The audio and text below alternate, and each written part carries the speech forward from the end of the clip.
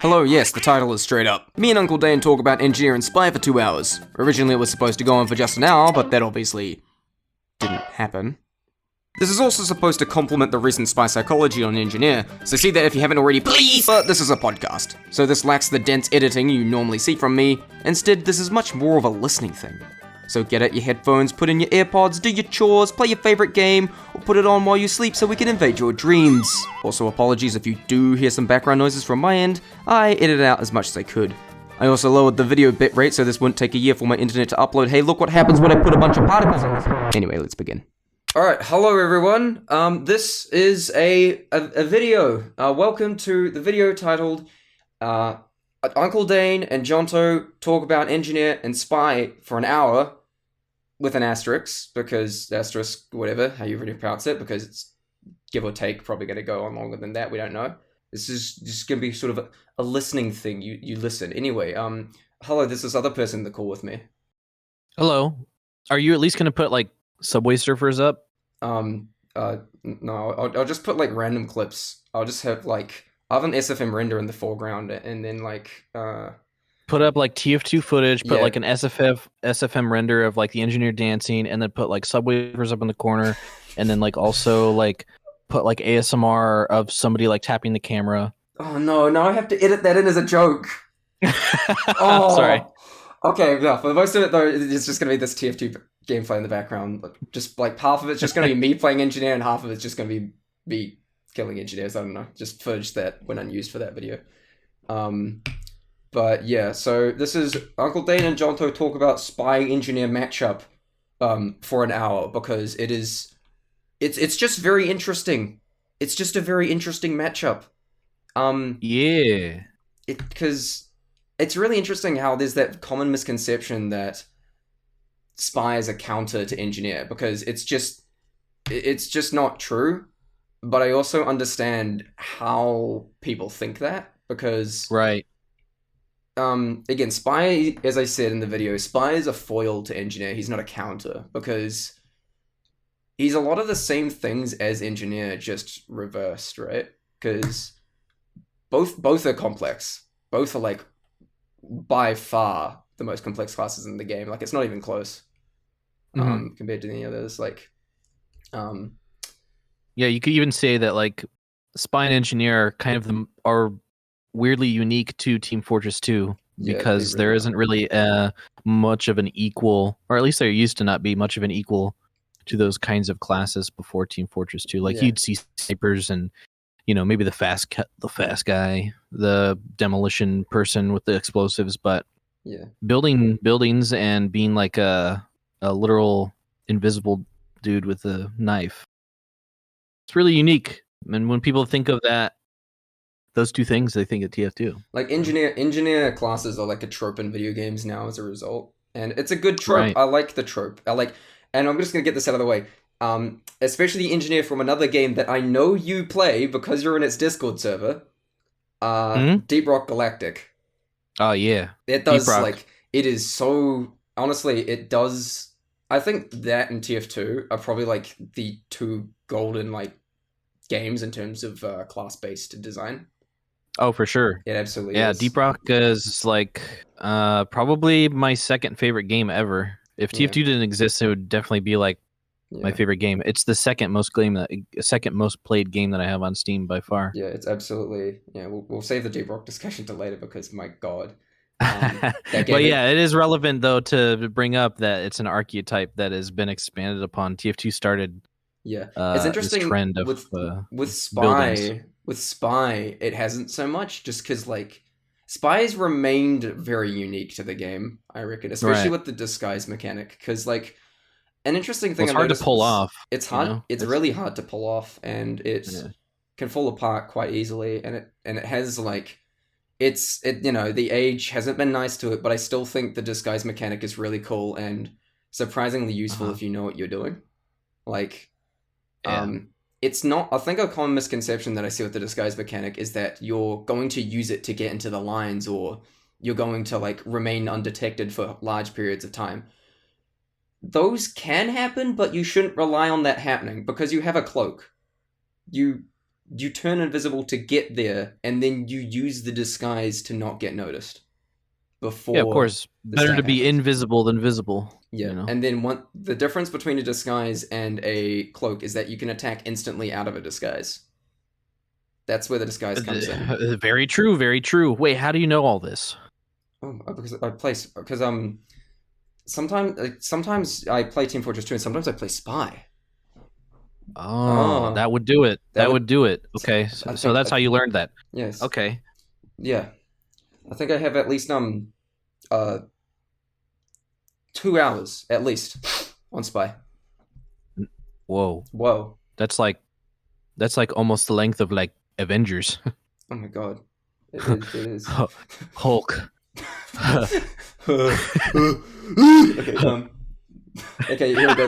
This is Oh where my God. this is where the video turns into nonsense. Oh yeah, we'll have real sporadic So moments of soon. nonsense. We've Yeah. only been recording for like 5 minutes. It's already nonsense. How's the Sorry. recorded? Yeah, yeah, Anyway, straight up. yeah. It's 5 minutes. Recording's been going for 5 minutes. Great. Um, yeah. So, but yeah, because like Spy is it's still really new because yeah, the disguise mechanic is really hard to pull off. It's sort of also an interesting inversion of like social deduction games because I love the social deduction genre and like it can be done really well in some cases. Like, of games like Town of Salem was a really nice slow paced version of it. And things like Oh, Deceit. right, yeah. I made an entire game in Minecraft based off Among that. Us. Among Us. Yeah. Among Us. Yeah, but I was into social deduction before they got popular, but I think Among Us was a pretty decent execution of that for me as well. With like in games like that though, you like know that there's one player that is secretly bad. Where in TF2 it's sort of like you technically know the identity of the spy, right? You know their player name, right? But they can change into someone else, so you don't know who is who essentially. Like literally, you Right. don't know who is who at times. That's where a spy is an interesting. He's an interesting inversion of a trope that didn't exist at the time. Yeah. And it's really fun because even though like TF2 people ahead of their time. yeah, ahead of the time. It is such an interesting like tricks with the mind games and all that. And I think people have suggested like, hey, why don't you give Spy the ability to shoot while disguised? And it's like the thing is, it's because people know how disguises work. Giving him the ability to shoot while disguised will eventually wear thin. Like maybe a weapon, an unlockable weapon that lets him do that would make it interesting because then it means it's not something he can always do, so it catches people off guard when it does happen. But yeah, it's just sort of the fact that people know how it works. So you have to play around people that know how it works, especially when they play in your servers. It's something very interesting I've noticed when I play in Uncletopia is that it's actually easier and harder for like for different reasons. It's really interesting. So first off, it's obviously harder because the players are better. That's known, right? Players are just better in Uncletopia than in pubs because one, people know by how to little. use this. Yeah, at least a little. Like it's noticeable because like you don't have teams of like bad players. That just doesn't really happen there because You'd be surprised. You'd be surprised. I don't know how noobs end up in community servers, but they do. I'm just like, but like they probably just click the button that says community servers and say, I'll just look at this. Yeah, but I've seen like strategies that rely on farming off, oblivious teams of filled with oblivious players, and then people. Oh, the strategy is called the kunai. Yeah, I've seen that like completely fall apart on Uncletopia. It's really interesting just because there's enough of a density of good players and players that know how to communicate that it falls apart. Right. That's my least favorite thing. You have to adjust your strategy to be effective. Basically, stop trying to go for like multi kills and instead go for high value targets. Yeah, that's what I really like. Usually, whenever you're playing in a server full of good players, you have to adjust for it. Always go like I've noticed that I'm drawn to medics that are about to or have full Uber. In what way? Drawn to them? What do you mean? Drawn to them and like drawn into backstabbing them. Oh, right. Into dropping Ubers. Is this like what is this like? You think you're like been blessed or cursed? What do you mean? I think it's just sort of like it's just this instinct that I have when it's like I think it's just that I subconsciously know how much damage that's going to do if I kill that medic. because Oh, like damage to their team. yeah, damage their team. Because it's like if you I'm gonna mention this in another Spy Psychology, but it's like if you drop a medic, right? If you kill a medic if he was like nearly or at full uber as a spy and you die in the process, you've done a shit ton of like effective damage to the enemy team's progress because you've wasted not only the time it takes for that medic to respawn, but at least 40 seconds or so while that Uber has to rebuild. And you've already respawned in that time. Like, you've done... And you've probably just completely stopped a push. You've potentially just stopped a push just by killing one guy. You know? Yeah. Yeah, that's the role of the pick class, you know? That's the role of the pick class. And it's like, yeah, there will be times where you go on kill streaks where you're just getting a bunch of kills, but it's like, prioritize those targets if you can, sort of thing. It's like why... It's why I, like, put emphasis on that video, on my recent video on the teleporter. Because, like, in your words, sentries get kills, dispensers save lives, and teleporters win games. It is so goddamn true. And there's so many, like, good explanations of, like, respawn times and the fact that, you know, people have to travel. Like, Heavy and a teleporter. Heavies love teleporters. Especially when there's that long walk, because they're just going to get... Like, last night, after that video... After, like, a few hours after I published that video, I went in with one of my friends, started playing casuals. And they were, like, I joined in, there were already 2 spies, so, like, no, I'm not playing spy. And then I just decided, you know, screw it, I'm just going to play engineer. And we both played engineer, and we're on Borneo on defense. And we set up our things, I did Jag effect rollout, and I pretty much, the only thing I didn't get to level 3 in time was the dispenser, but that's fine, I just got it up shortly after. But... our sentries went down multiple times, our dispensers went down multiple times, you know, the spy was doing spy things, he was doing a good job at keeping pressure, but the one buildings that both of us managed to keep up the entire time were the teleporters, and they did not manage to cap the first point. Those things did not go down once, and we just won. Like, it's what teleporters do. It causes your team to be able to put on way more pressure than they otherwise could. And that's why as spy, if I'm not quite sure what to do against an engineer nest, I just run to their spawn and destroy the teleporter, because I know that's just going to cause a whole lot of harm. The only thing I watch out for is I'm leaving, and then I hear a lightning strike as I'm leaving the spawn. I'm like thinking, oh shit. The Eureka effect? That occasionally happens. I had this one time on Barn Blitz where, because the walk from red spawn to where the nests usually are isn't that long on the first point. I had this one instance where I sapped the entrance and then tricked the Engie into teleporting away from his nest so I could sap it. I was proud of that play. I don't know if I have that recorded somewhere, but... nice. How did you trick him? I just, like, sapped the entrance and then just immediately gunned it to his nest, because I knew he'd teleport back. Oh, right. Yeah, okay. Yeah, and then I sap and shot the teleporter as quickly as possible, because I knew if I wasn't quick enough, he would just appear. Yeah. Not a lot of people know that you can teleport with the Eureka effect to an exit. Yeah. Even if it's sapped. Yeah. And you got to be very aware of that as spy, because, like, it just... Ooh. You can get telefragged. I very recently did that. I telefragged a spy who sapped the exit, and he was just standing on top of it. I don't really know why. It's like, even if I unsapped the entrance and then took it, you'd die. Actually, no. I actually got telefragged last night. I don't think I have the clip, but I was playing Scout, and I managed to get behind, and I was doing that thing where I just tunnel vision a teleporter. But I got 2 tunnel vision, it was sat in the corner, and I just started mailing it, and then I got telefragged by the person I was dominating. Oh man, I was just laughing at. That must have felt good for them, though. Must have felt that, or just a bit confusing, but it was like, that was pretty funny. I was thinking, like, that was entirely my fault. I'm not bad. Like, I absolutely did that to myself. Yeah, teleporters are. Honestly, if I had to rank buildings, teleporters are by far the most important building. Because it allows you to sustain an area, you know? Yeah, I had this one game, it was like years, like half a decade ago, but it was on Frontier, and I was playing Spy, and we're at Frontier last, I was on Blue Team. And you know that one, like, flank room that goes, like, down below, behind the last point of Frontier, where there's that little, minecart track? I walked into that room, and then I saw our Engie there with a teleporter had managed to get in there. And I'm immediately thinking... Huh. So I go into voice chat and I go, hey everyone, take the engineer's teleporter, but do not leave that room. Just stay in the room.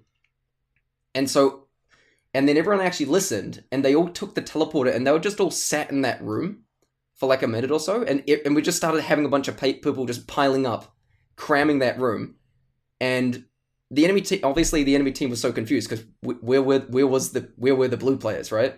And they started pushing forward, and then once almost all the entire team was in that one room,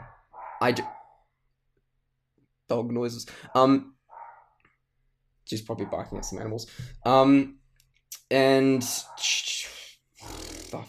and then they all blasted out and killed everyone. But basically, told them all to go at once, and we all blasted out and just overwhelmed them because we came from an angle they didn't expect, and we all came at the same time. And because it was an angle that they didn't expect, they didn't have time to prepare, and it's like teleporters do that because it's not only that it gets people to the front lines faster, they can get people to places they otherwise shouldn't be able to reach. So, like, a heavy that somehow ends up behind you is, like, a real... Like, if there's, like, a heavy that somehow ends up behind your lines, that's a good sign that there's probably a teleporter hidden behind you. You usually take that as a sign.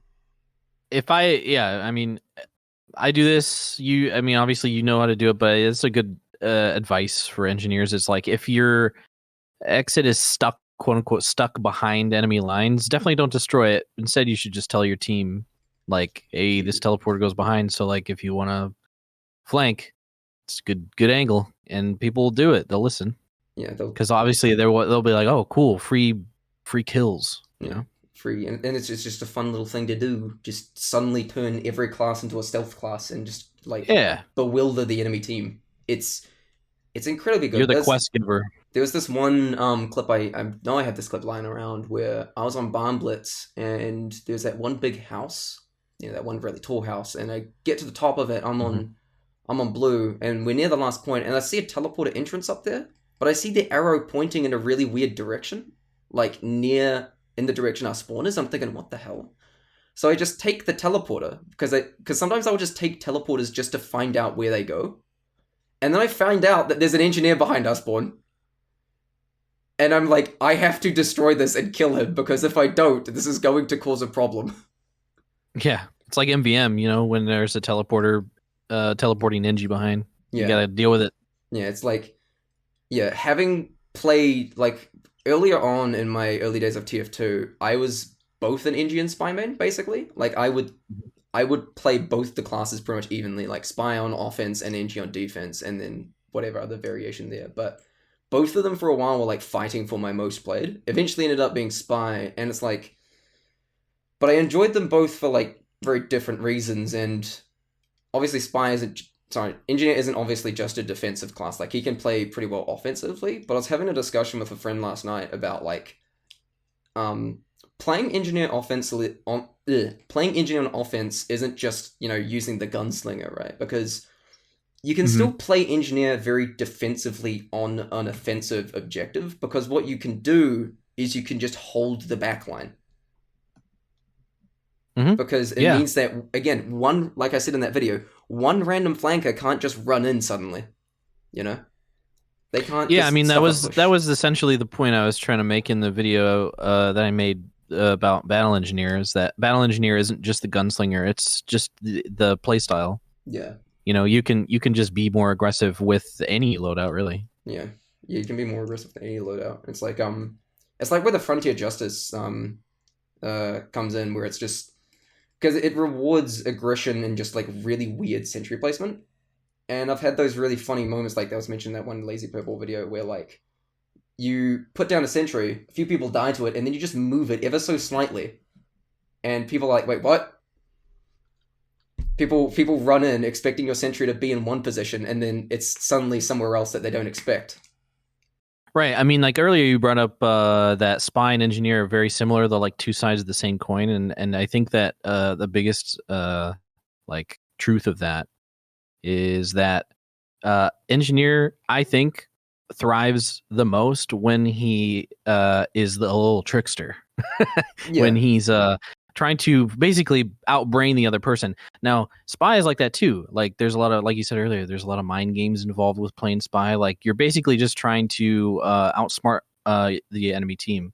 And engineer is like that, except it's kind of more like you build your strategy. You basically like you set, I don't know like what I could compare it to, but it's kind of like You set it as you engineer. You plan set it your up. As yeah, spy, you you plan dismantle it. your move. You plan your move like 5 steps ahead, basically. Yeah. With spy, it's a lot more spontaneous. Yeah. Like, what have they But done? How can I completely make it fall apart? right. So but they are both little tricksters. They're both little silly little Tricksters. Yeah, I yeah. think especially both classes are also quite similar in the fact that they require a lot of thinking to Yeah, do a lot of well with. A multitasking, lot of a lot of multitasking. situational awareness. Engineer with his multitasking is more like maintenance of the buildings. That's where most of his Yeah. multitasking comes in. Like, middle management, having to keep all this stuff running, having to manage where Mhm. all it is. Is it all placed in optimal positions? How far should I push it forward? Is this too aggressive? Is it too not aggressive? What all these things. And then with spy, the multitasking just comes into like managing your enemies, where spy leans more into like the psychological multitasking of thinking, and while engineer obviously still has a lot of it, spy leans into it more. Um, but also I think like as much as like spy different again the idea that spy is a counter engineer comes just simply from the fact that spy exists as sort of a counterbalance, not necessarily a counter, because as you mentioned, I'm pretty sure it was in the uh, battle engineer video where your sentry is the bubble of influence, right? Any Yeah.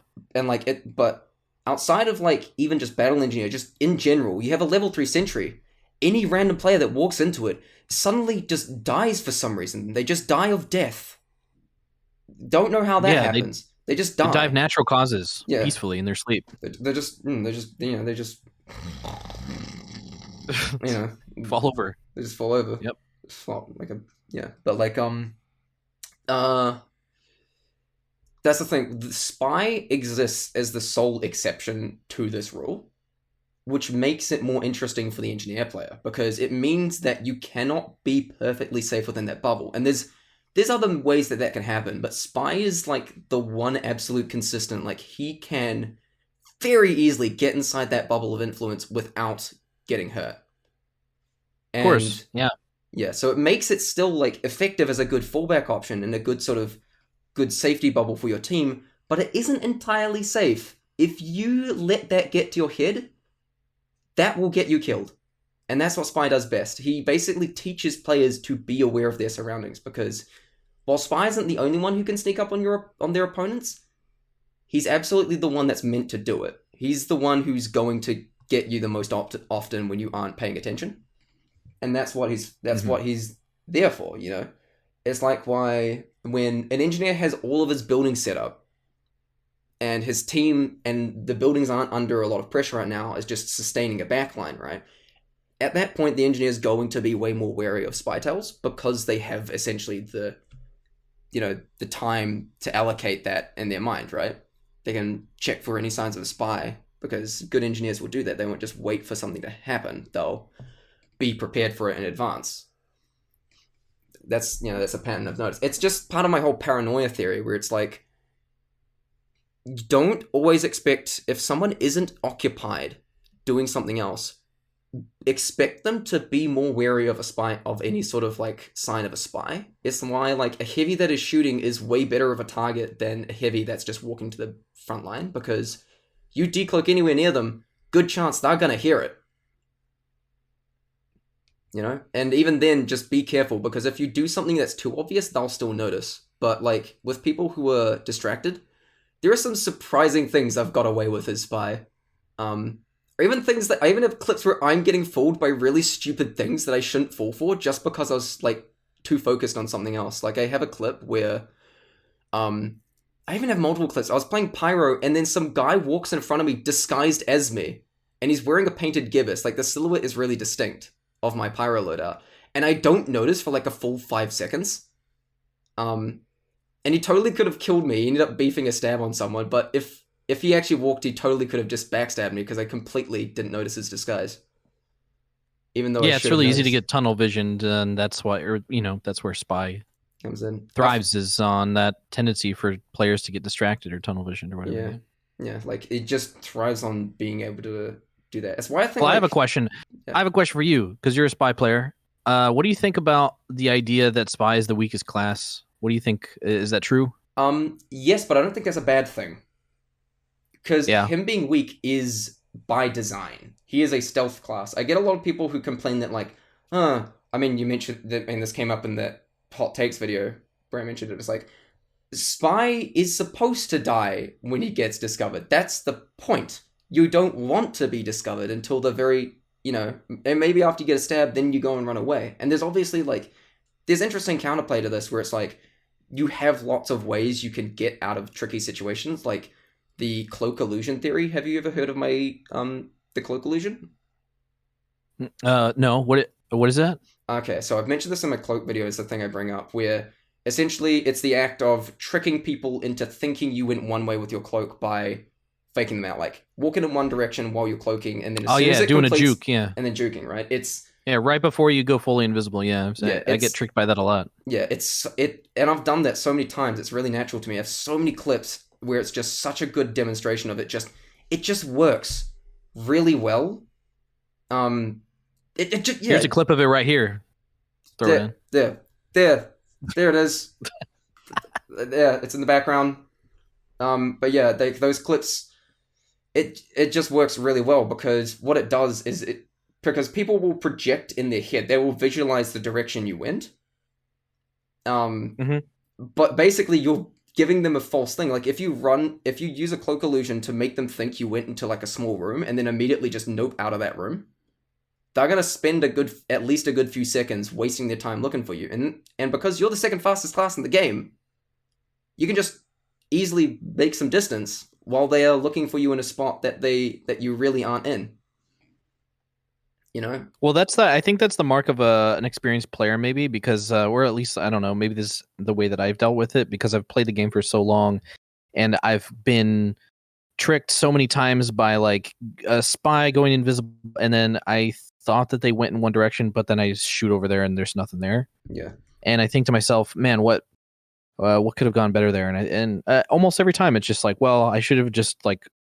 Once I realized I don't know where the spy is, I should have just stopped trying to look. Yeah, that's. And I feel like a lot of new players will spend more time trying to look for an invisible spy, while experienced players will disconnect from that very quickly, almost immediately. Yeah, and it's kind of frustrating to watch people like just spend like, I don't know, 20, 30 seconds like shooting into a corner. They're like, I saw a spy around here. And I'm like, man, that spy is on the other side of the map by now. Like they're nowhere near you, or they're cloak and daggering, watching you and laughing. Like it's not worth it. They're invisible. Just like they'll come back later. Like they're not going to stay invisible for the rest of the match. Like they'll come back later. You'll have another chance to shoot them when you can see them. But that's just one of those things that you learn over time, and it becomes more difficult to. A waste of players' time the more experienced they are. But... Yeah, I've noticed that because whenever you pull that off, because I'll always like check back to make sure that it worked, and there'll always be one or two types of reactions too whenever I pull off a cloak illusion. Like either someone will overcommit and look for me, and it's really funny because I'm not anywhere near that location. I can go off and do something. They're as good as dead for the next like 20 seconds or so because they're gonna look in a spot that I'm not actually in. And then there's also the players who acknowledge that I got away. It's not worth it, right? Like when I'm playing something other than spy, and this happens to me, if I realize that I just got tricked, I'm not gonna keep looking for him. I know that he is trying to waste my time. That's just good advice. Right. If you realize that the spy got away, he is trying to waste your time. Do not just you'll get an opportunity again at some point. Just wait for him to come back. In general, I mean, this is just a blanket statement. Don't chase spies. Yeah. Just don't, because they are trying to trick you. Yeah, exactly. And if you're chasing them, then they'll be like, all right, he's chasing me. I'm going to try and work my way around it. Yeah. The best way to deal with a spy is to just stay away from them and shoot them when you see them. That's it. That's all you have to do. You don't have to do anything else. Just back away and shoot. It was really interesting. I've completely broke, the instinct that a lot of people have to melee the spy.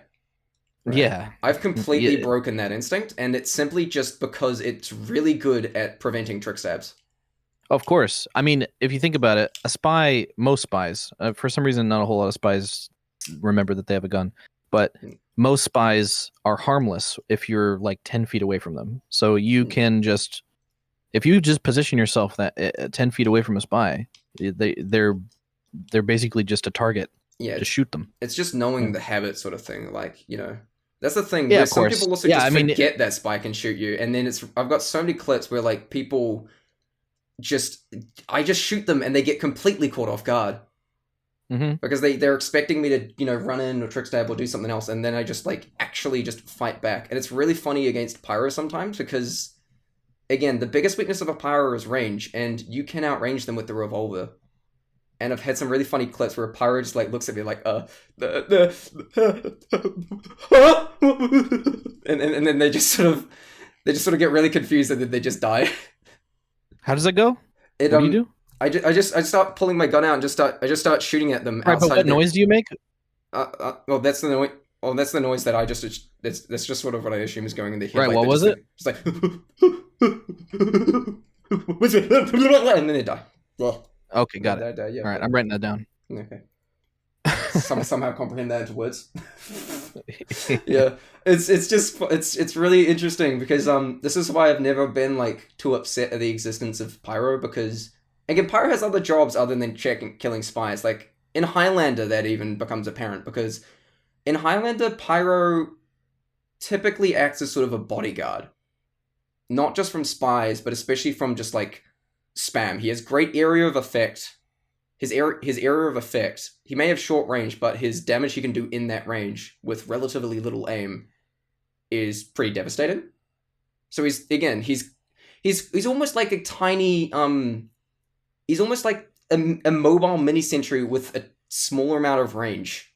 Almost the pyro. He's kind of like a bouncer in a bar. Yeah, you're gonna have to get past the bouncer if you want to get in. Yeah, and it's like in Highlander, there are still times to get past pyros and still get picks or just even kill the pyro. You just have to shoot the bouncer like in real life. Yeah, sometimes that happens, but yeah, it's like sometimes even in Highlander, the pyro will not have time to check for you. It just happens, right?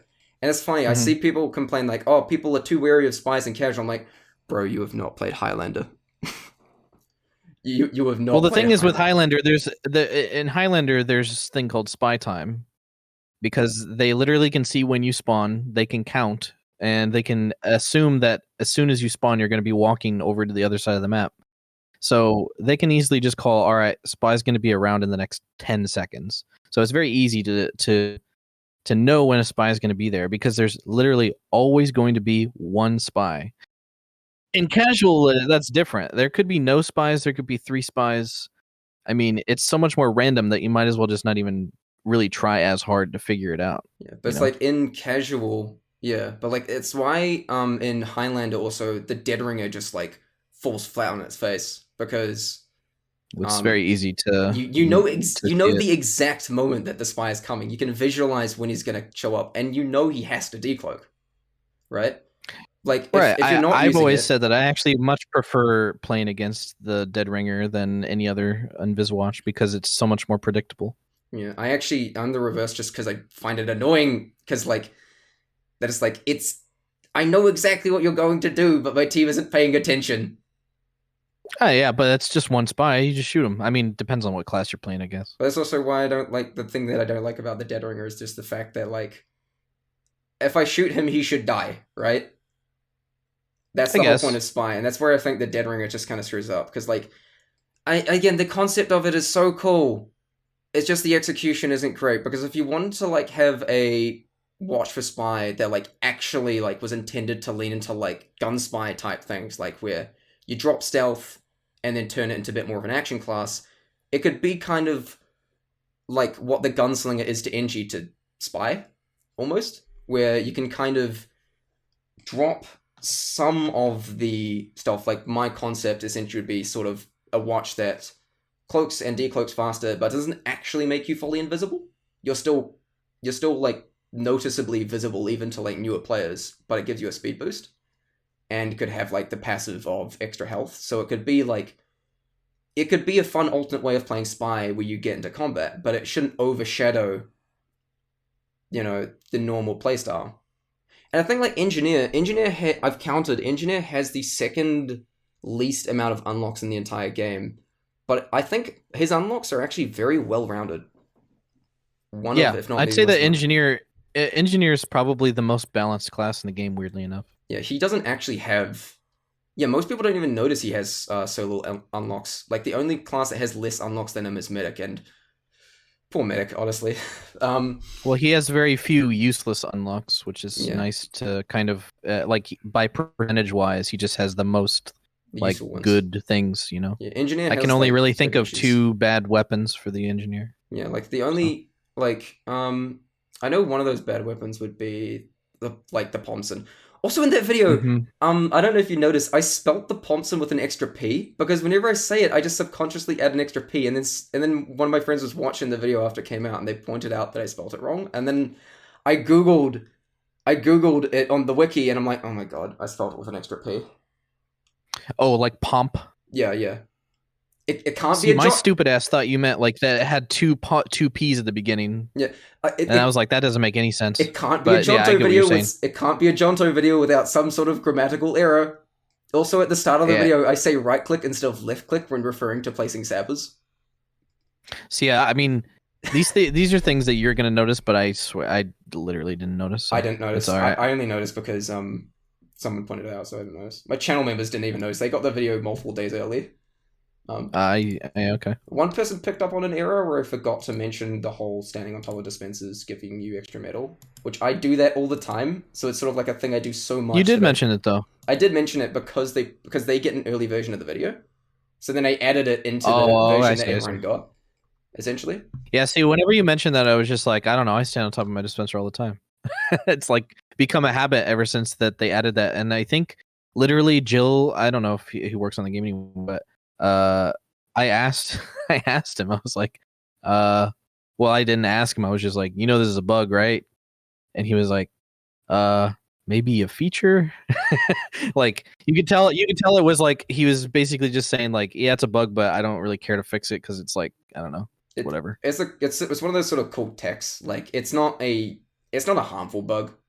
It's Right. If you know kind of situation. Although I don't know, I do feel like it honestly does come in clutch quite often for engineer, but it ain't game breaking. it's so subtle. It's super subtle. It's only something that engineer nerds like myself would be like, yeah, it actually does affect the game over in the long run, probably. Yeah, like it's incredibly helpful, and it's one of those glitches that definitely it's just one of those cool techs, right? Like I would say after watching your video, because I just watched it like about an hour ago, there is one thing about your video that I disagree with, and that is that the dispenser is the least useful building of the 3.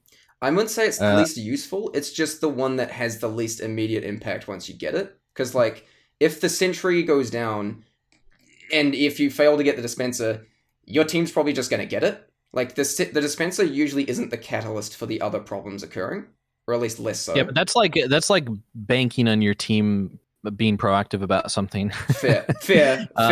I would say that like in the long run, yeah, it is, or in the short term, I should say that maybe it's not the most immediately effective of the building to take out, but I promise you that the sentry gun it's very easy to replace it.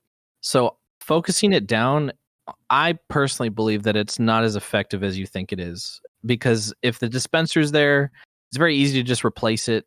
A lot of people run the Jag. A lot of people run the mini sentry. I mean, like if you take the mini sentry out, it's just going to go up again. And if they have a dispenser, then they can just put 10 of them down, like one after another. So focusing on the sentry gun, I feel like it's mostly just like if you want to make it easier to get into the other buildings, then yeah, maybe. But if you can see the dispenser without engaging with the sentry gun, then take that thing out, because you're literally like I would liken it to like say you're fighting like a dragon or something.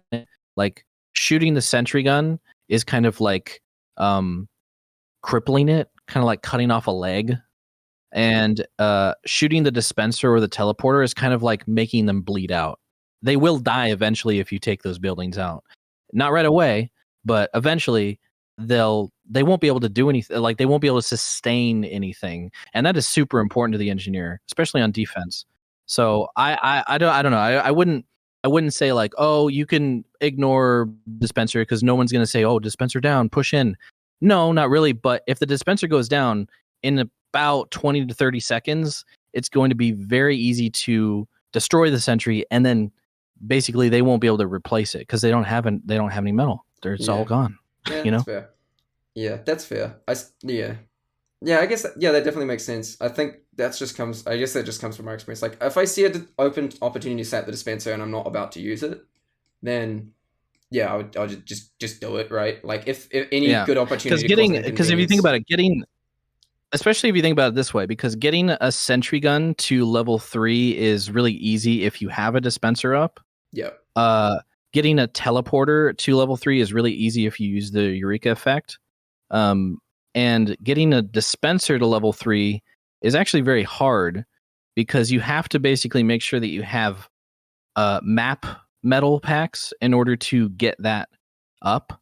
And after that, it's like its own little like heart. It's like the heart of the beast, you know? So yeah. I would just like to reiterate on focusing on the dispenser is actually very annoying for an engineer player because you're basically just cutting off their resources. You know, it's like you're in a war of attrition with the engineer, and you're cutting off their resources. You're going to win eventually. You know. the other reason I think that I also think I prioritize the sentry more than the dispenser is just because the sentry can kill me. I want that thing. I want that thing Right, of course. gone. I want that thing like not able to shoot me while I engage the rest of the nest. And usually it's just like the dispenser will go down as collateral damage from my Yeah, attack. that's fair. Like again, I mean, it's like, sometimes, especially when I'm using the Frontier Justice, I will bank on that feeling that people have towards sentry guns because they've been killed by sentry guns. They're like, I've been killed by that. It's a very visceral reaction. You know, it's a lot easier to feel rage against a sentry gun than it is to feel rage against a dispenser, obviously. So it's, you know, one of those mind games that the engineer has where you can be like, oh yeah, don't kill my sentry gun. Meanwhile, you have Frontier Justice crits ready to go, and it's so easy to replace with the Jag that it's like it means nothing. It's like, oh, you killed the robot. That's not a player. yeah, Big whoop, you know? you know, yeah. It's really, yeah. There's actually that one clip. It's literally in the bit where I'm talking about dispensers, in that target priority segment. That clip where I'm using the Your Eternal Reward, and it's sort of a good example of this. I stab that first guy, I take the sentry out of play, and I'm using the Your Eternal Reward, so it's not going to immediately shoot me, and I know this, obviously, because I wouldn't have stabbed him in front of a sentry. And then, of course, the dispenser is the next closest thing. I just immediately just put sappers on as many things as possible and just get out as soon as I notice that people have noticed something's wrong. I don't manage to get the other sentry, but I just get everything I can and then just go. That's just sort of an example of just like knowing like it's if you get one thing, you know, get as many things as possible, you know, and sometimes cut your losses because in that case, like I know that I'm better off if I get out. If I get out, I've already caused a problem. I've already caused a distraction. You know, I'm gonna get out. And so I also wanted to ask you, because this is something that I think about a lot with Spy, because I agree that he is probably the worst class, but I do think that there's like an untapped potential that could make him better that no one ever really talks about, and that is espionage. And this is like maybe a greater issue that affects all TF2 players, and this is probably just this is something I'm actually making a video about right now, which is like that teamwork is not really a thing in Team Fortress 2. It's mostly just kind of accidental and simulated. yeah. But I do think that Spy has a unique opportunity with intentional teamwork that no one, like literally nobody ever who plays Spy, except for maybe Highlander spies who are I'll like, bring that up. you know, they just do it because it's like, they're there to do it. But in pubs, like, you'd be surprised how valuable information is to players, Yeah. and spies have it, and they don't divulge it ever. People You know don't what I mean? listen too much. It's just, yeah, like sometimes if I have like really key information, sometimes I'll like throw it out there. But usually I just sort of, you definitely get into the mood of not bothering. But yeah, in Highlander, I think in Highlander is spy at his absolute best, I reckon. Oh, of course, yeah, because I mean, you are able to feel like your espionage role is being taken advantage of properly.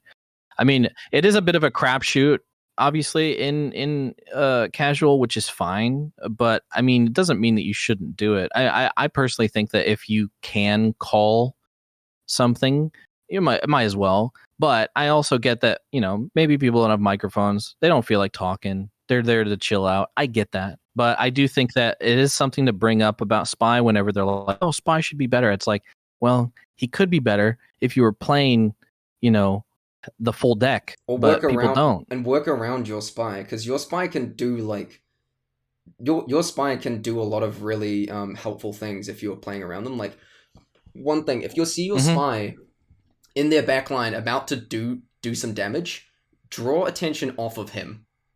He wants the attention Oh drawn yeah, I off of love him. doing that. Like the strategy I mentioned in Disguise's video is shooting your own spy, because it Oh right, yeah. again it just draws it first thing, it makes it look like they are legit. And and also adding on to your point about espionage, I've noticed that when I'm queued with friends and I'm playing spy, I've been able to like relay really helpful information to my friends about what's about to Hmm. happen, because like if you're queued with, you're queued in casual some mates and one of you's playing spy, that can happen. They can warn you that something's about to happen, because obviously you're in a call together, you're all communicating. It's just going you're able to do that, and it's Yeah, like it's more likely. Yeah, it's more likely that coordination is going to happen in general whenever you're queued up with people. spy is more than getting killed. Spy is essentially the inverse of a support class.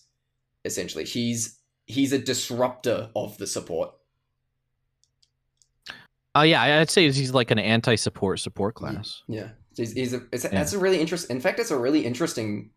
Actually, kind of also very unique to TF2 is that, yeah, an anti-support class. Like it's not just about killing the support classes; it's just making their life harder even without killing them, right?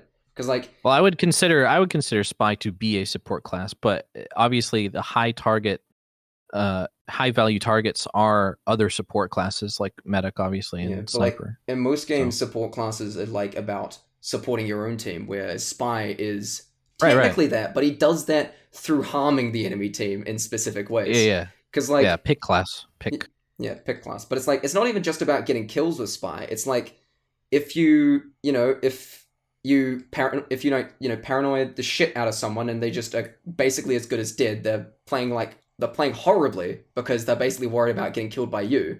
Or Hmm. you drop an Uber, you get one kill and die, you're still good. If you destroy specific buildings that are a big problem to the engineer and he's still alive, it's still a problem. You'll still cause a significant amount of damage. There is more, like, many people say this, and I'll say this as well. Getting kills alone isn't what makes you a good spy.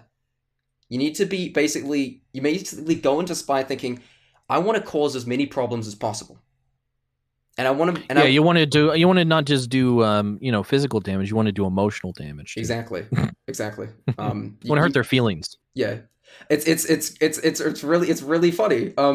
I have this funny thing where like sometimes I'll be queued with my friends and then one of them gets auto balance and they just immediately think, oh god, no, because then they're playing against me and they know I'm playing spy when they know I'm playing spy. Because you know that thing with illusions, right? I'll do that to them all the time, and I have this like reputation among my friends of like that I basically teleport. Like as soon as I turn invisible, I just suddenly teleport to the other end of the map because they just vanish. Um, Yeah, well, and Spy's fast. I mean, yeah, you'd be surprised how much ground Spy covers. I mean, you think of it. That always is what tricks me about those Spy jukes is that I, for some reason, don't believe that they can be far away in the time that they are. I don't know why. It's just whenever they're invisible, you imagine them walking. And it's like, oh wow, they actually covered way more distance than I expected. yeah, if like that's such a good strategy of spy. It's just like with almost pretty much all the class, the only class that can outrun you is the scout.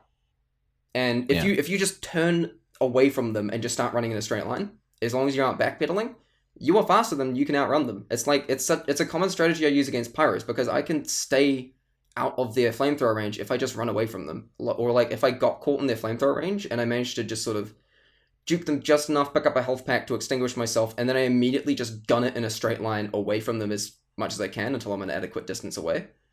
And that's usually a trick that I use for escaping pyros. Like if I got caught on fire, the first thing you do is get rid of the fire so they can't track you, either by just cloaking to reduce the time and running away.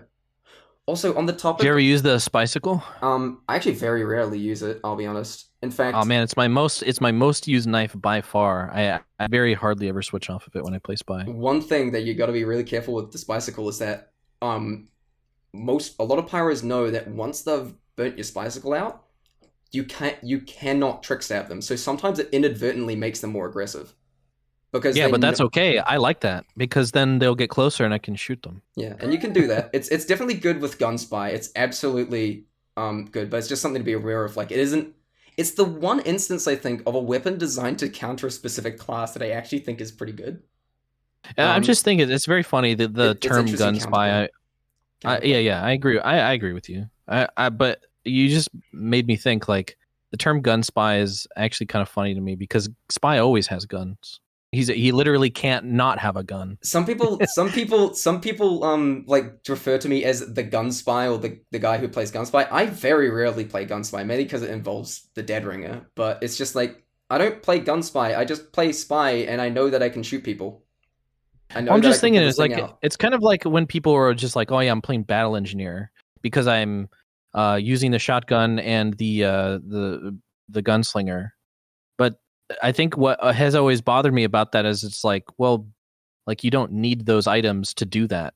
And that's what I feel kind of about gun spy. When people say gun spy, it's almost like kind of like people saying, oh, I'm playing fat scout because like, I'm only dedicating myself to like I'm handicapping myself. I can only use the gun. It's like, well, why? Like just use the gun when it's good to use the gun and use the knife when it's good to use the knife. When you're behind someone, use the knife. When they see you, shoot them. yeah, like it's a spectrum. It's a spectrum rather Right. than like a specific thing. Like It's like reacting. I mean, we brought it up earlier. Like spy is about multitasking. It's about reacting to the enemy, and that's a part of it. You react to what the enemy's doing. If they see you, obviously you can't stab them, so you just shoot them instead.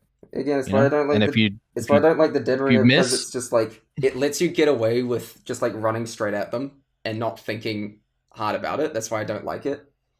well, that's like I think that it's an interesting tool to use if you are focused on getting like trick stabs on people, because manipulating your speed obviously allows you to get stabs on people if you abuse like strafing and things like that.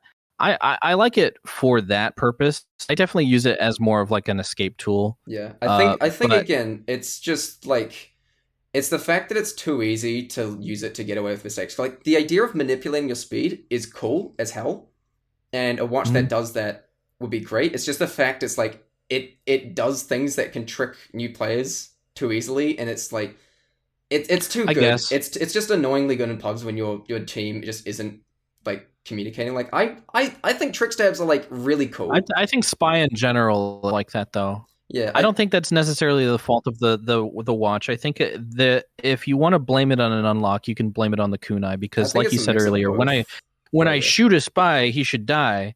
I mean, I guess, but whenever you shoot a spy who activates their dead ringer, they just go invisible. They basically become very predictable and very harmless if they're running away. Unfortunately, with the kunai, you stab like a noob basically, and you're invincible for like 3 seconds, and then all you really have to do is just make it to another noob, and then you're continue to be invincible for another 3 seconds. I think that is actually frustrating to play against. I know it With the absolutely dead is. ringer, I feel like you're a little bit more on rails, Yeah, with the dead ringer, I think the reason that combo is a big problem sometimes though is the fact that because with the kunai, in theory, because with the whole thing is like if you catch the spy out, he's dead. with the kunai, the theory is if you catch him before he makes the stab, he is mega dead. Like, he drops below most, like, the 100 health threshold. It is dangerous as hell. So if you can so the main strategy to stop a kunai spy is to stop him before he even gets the stab, because he dies very quickly. Then the dead ringer comes in and completely invalidates it. That's where I think but I still think the kunai definitely has its problems. I'm not going to disagree there, but I think, like, it wouldn't be as pronounced if it weren't for the fact that the dead ringer screws up that dynamic. And I also do think, like, the kunai is definitely too good at farming oblivious players, because I actually like the idea of a knife that helps you, the idea that, like, it helps you survive after a stab. I just don't like that it's really good at just chaining into more of them, when, like, that should be the thing of the big earner and the Your Eternal Reward. I mean, if you like the idea of a weapon that lets you survive after getting a stab, the kunai is that. I think I just don't like the idea of. I think that if you stab someone, you've won. You've done your job. So you dying afterwards shouldn't matter as much if you've played correctly, if you've chosen your target correctly. Spy, I think, should be the character that chooses high priority targets to get stabs. But with the kunai, you actually are choosing low priority targets in order to get stabs. Just so you have health, yeah. And I think that's kind of counterintuitive of his role, personally. And I do believe that if you removed the kunai from the game entirely, all of your problems with the dead ringer would be erased. It definitely would. But I definitely do believe it's a mixture of the two. Like, I do think. Sure, like, yeah. I think with the kunai, because I don't think, like, I don't want to be like, because I think, like, it's cool that you can use it to clutch some, like, trick stabs or something, or something or rather, right? Because that's a cool thing. You hit a clutch trick stab and you escape. And that's a cool thing that the kunai can do, and I've done it. It's just the fact that it chains into it, and because it's so good at that, it's just, like, sometimes it's the only knife you see used in pubs, and everybody's just kind of over it. Like, yeah, everyone's just kind of sick of it. We've seen this before, and I think it sucks, because I think trick stabs are, like, actually really cool, but because of this, this combo, it just gets so overused to a point where it's just, like, people have just grown numb to it. Like, many people don't actually think they're that cool, and yeah, it's whatever. I mean, I as an engineer player, I play engineer quite a lot, and whenever I see one of those kinds of dead ringer kunai spies, I'm actually usually quite okay with that, because generally those spies don't bother me. Yeah. You know what I mean? And in particular, they don't use their sapper ever. And I'm like, okay, cool. I don't have to worry about him, like, basically harassing my teleporter game, because he's so, like, tunnel visioned on getting a bunch of, like, clips for his channel. Yeah. And so it is kind of like there is pros and cons to choosing to do that play style. I think a more well-rounded spy would probably spread himself out a little bit more, and those kinds of spies are actually very dangerous, and I don't like playing against those spies, because they actually they smart enough to recognize that the engineer who has, like, 25 teleport points, maybe I should focus their teleporter, and maybe I should stab them when they're not looking. And those spies are annoying to play against. I actually don't mind playing against trick stabbing happy spies at all, because, like I said, they're relatively predictable. If they run up some stairs, what do you think they're going to do? It's just that sort of thing, right? Like, jump backwards and try and, like, all you have to do is just stand there and shoot their ass. Yeah, again, I'm the reverse, because I like actually being challenged, mentally challenged by a spy. Mm-hmm. Like, a spy, like, is actually engaging with interesting mind games rather than just, trying like playing against a spy, or playing as spy? Like playing against a spy. Playing against spy? Yeah, I prefer it when the spy is, sure, like, yeah, no. Yeah. Oh, yeah. I mean, I like being like, oh, I should turn my brain on for the spy, and it's that much more satisfying whenever you're able to, so that's what spies like, have should a fair fight with them. That's what spies should do. He should force you to actually think. I guess that's what I don't want to say. Not always, but I feel like good spies. Yeah. I feel it feels weird for me to say, like, oh, a spy should be playing like this. You know what I mean? I think that if you can manage if you're having fun with a play style that's getting kills and, like, winning your team the game, and all the power to you. You know. Yeah. Like when I'm not playing spy in a game, there are a few things that like really throw me for a loop. If I ever get fooled by a disguise, I'm immediately on edge. But the one kind of spy that I'm always legitimately scared of whenever I encounter them, and I'm not playing spy myself, and I come up against them, is spies running the Your Eternal Reward.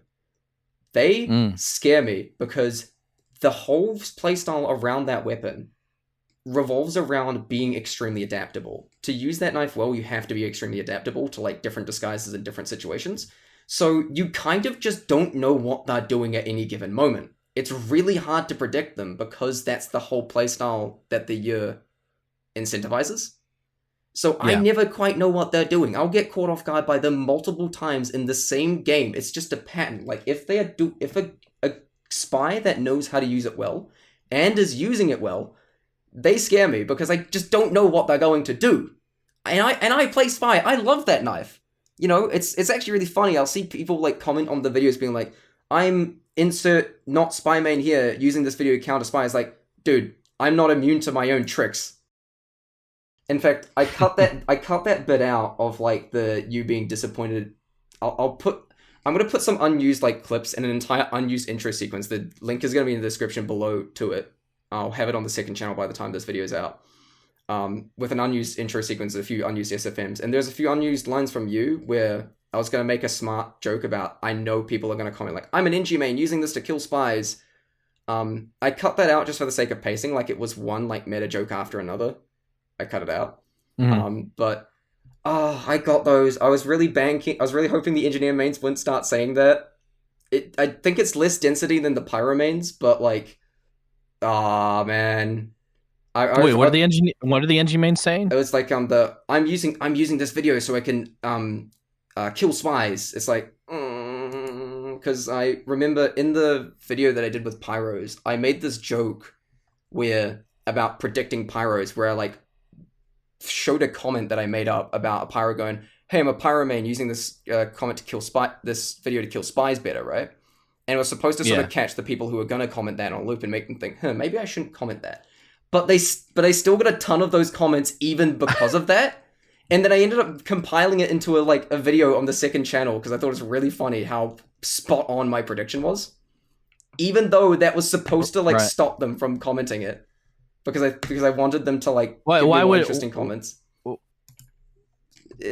Why would you want to stop them from commenting that? I just thought it's like I've seen that comment so many times. I just kind of want to. Again, I wanted to kind of challenge all right. Well, them. They don't know that. They don't know that. Yeah. If you leave a comment, I mean, unless you've read all of the comments, you're the only one reading every single comment. So you're the only one who knows what is the common thing to say. Yeah, but it's a perspective thing. No, I get it. I get it though. I used to first started out. I used to get very mad when people would ask me what HUD are you using? Oh, I get that. Why do people keep asking me that? I've already answered it. It's like, well, you haven't answered that question to that one person, so of course they're gonna comment. Yeah. It's like, do you want to know one? You want to run? You of course you're annoyed by it. You're the only one reading all of these. Yeah. Do you want to know another fun? I guess that's a fair point. Also, here's a funny thing. I get that exact HUD question all the time. But having watched the video, you already know the answer. It's the default HUD. I forgot what HUD you were using. I don't even pay attention to that. It's the default HUD. It's literally the default HUD, which is just because of an error. People ask what HUD you're using, and you're using the normal one. Yeah, and the only reason I continue to do it is just so it's consistency between videos. Is because when I reinstalled TF2, I lost the HUD, and I hadn't bothered to get a new one, and now I'm just doing it for consistency between videos, and also so people watching my videos get a good idea of where the cloak beater and stuff is. There's a good reason to use the default HUD if you make this.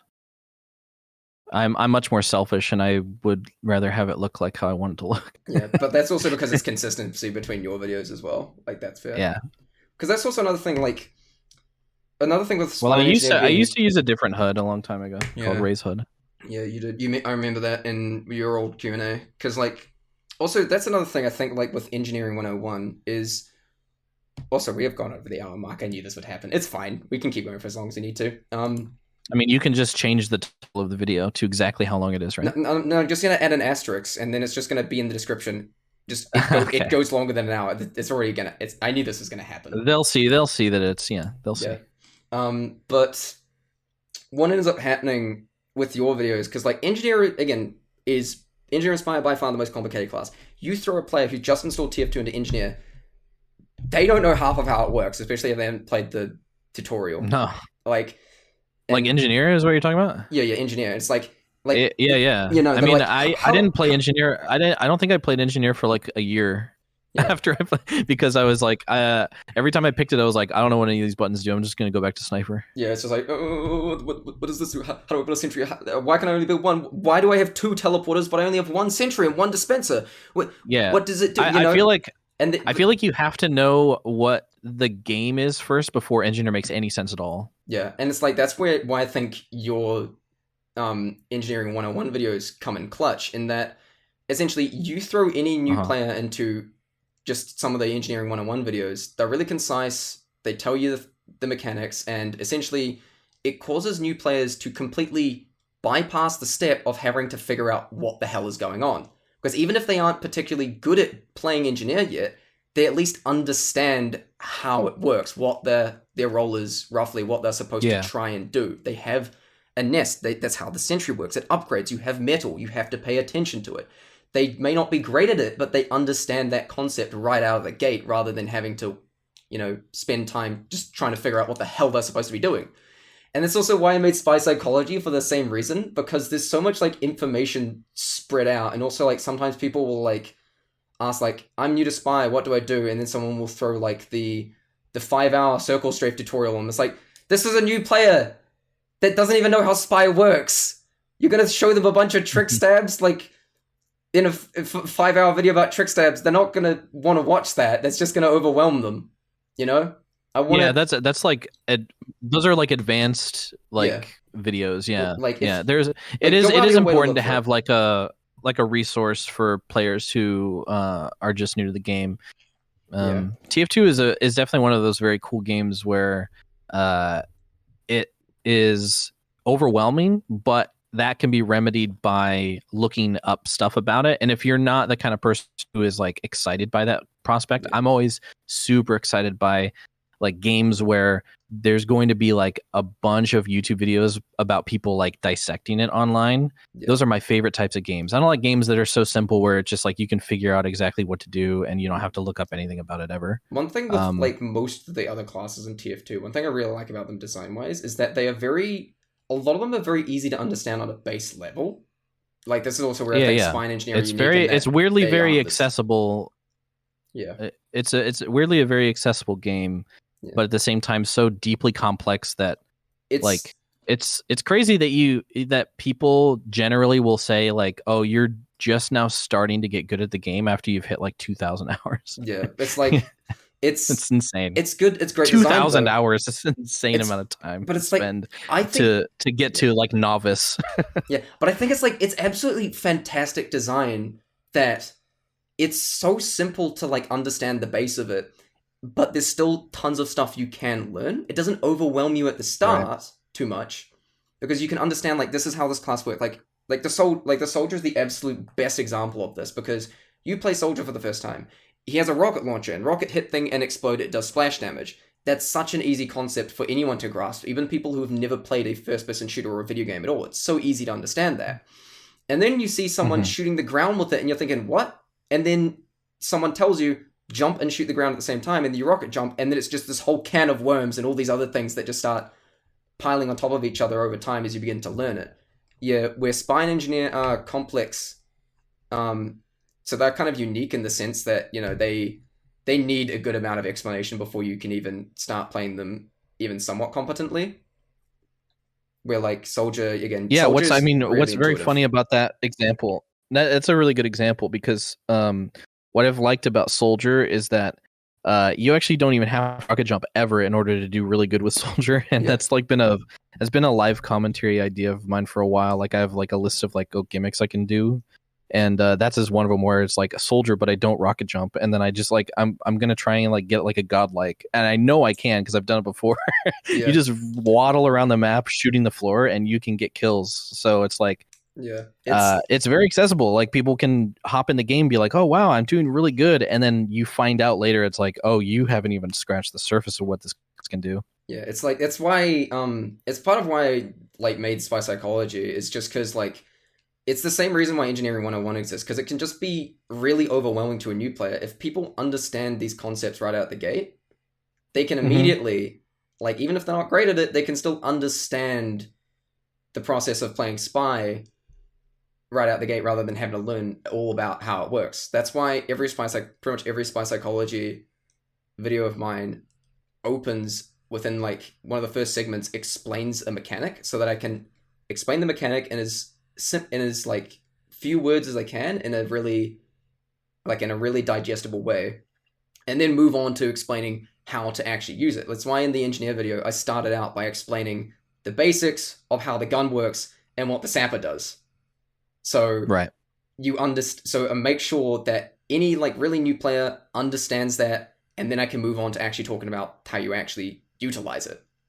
And the engineer video, obviously, engineer and spy are both really complicated. That's the longest spy psychology video yet by a long shot. That was like, oh, that took so long to make. I'm proud of that. Um, but The most recent one. yesterday's one. Well, yesterday at the time of recording, it's gonna be like I'm gonna hold on to this for like a week or so to let that video settle. But gonna hold on to this recording. But yeah, because it's such a crazy matchup. I've even had like some people like edgy people like try and throw like insult. I had this one comment that was somewhere I probably won't be able to find, but it's like, yet another tutorial that explains the bare basics of spy. And it's like, yes, isn't that the point? This isn't supposed to be a super duper advanced spy tutorial. I mean, even good players can learn things from this, but like, it's super advanced players. Even really like advanced players can still learn things from my videos, but it is aimed to be very digestible to a new player.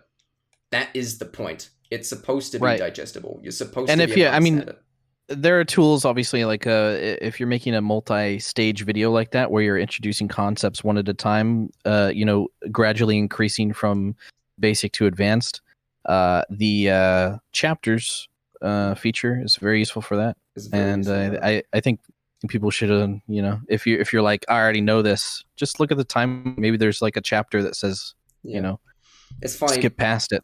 It's actually Sorry. really funny. Most people don't even skip past it just because of my editing. Oh yeah, I mean, like it also definitely helps to have the editing be entertaining on its own. I mean, like you don't have to like watch a video.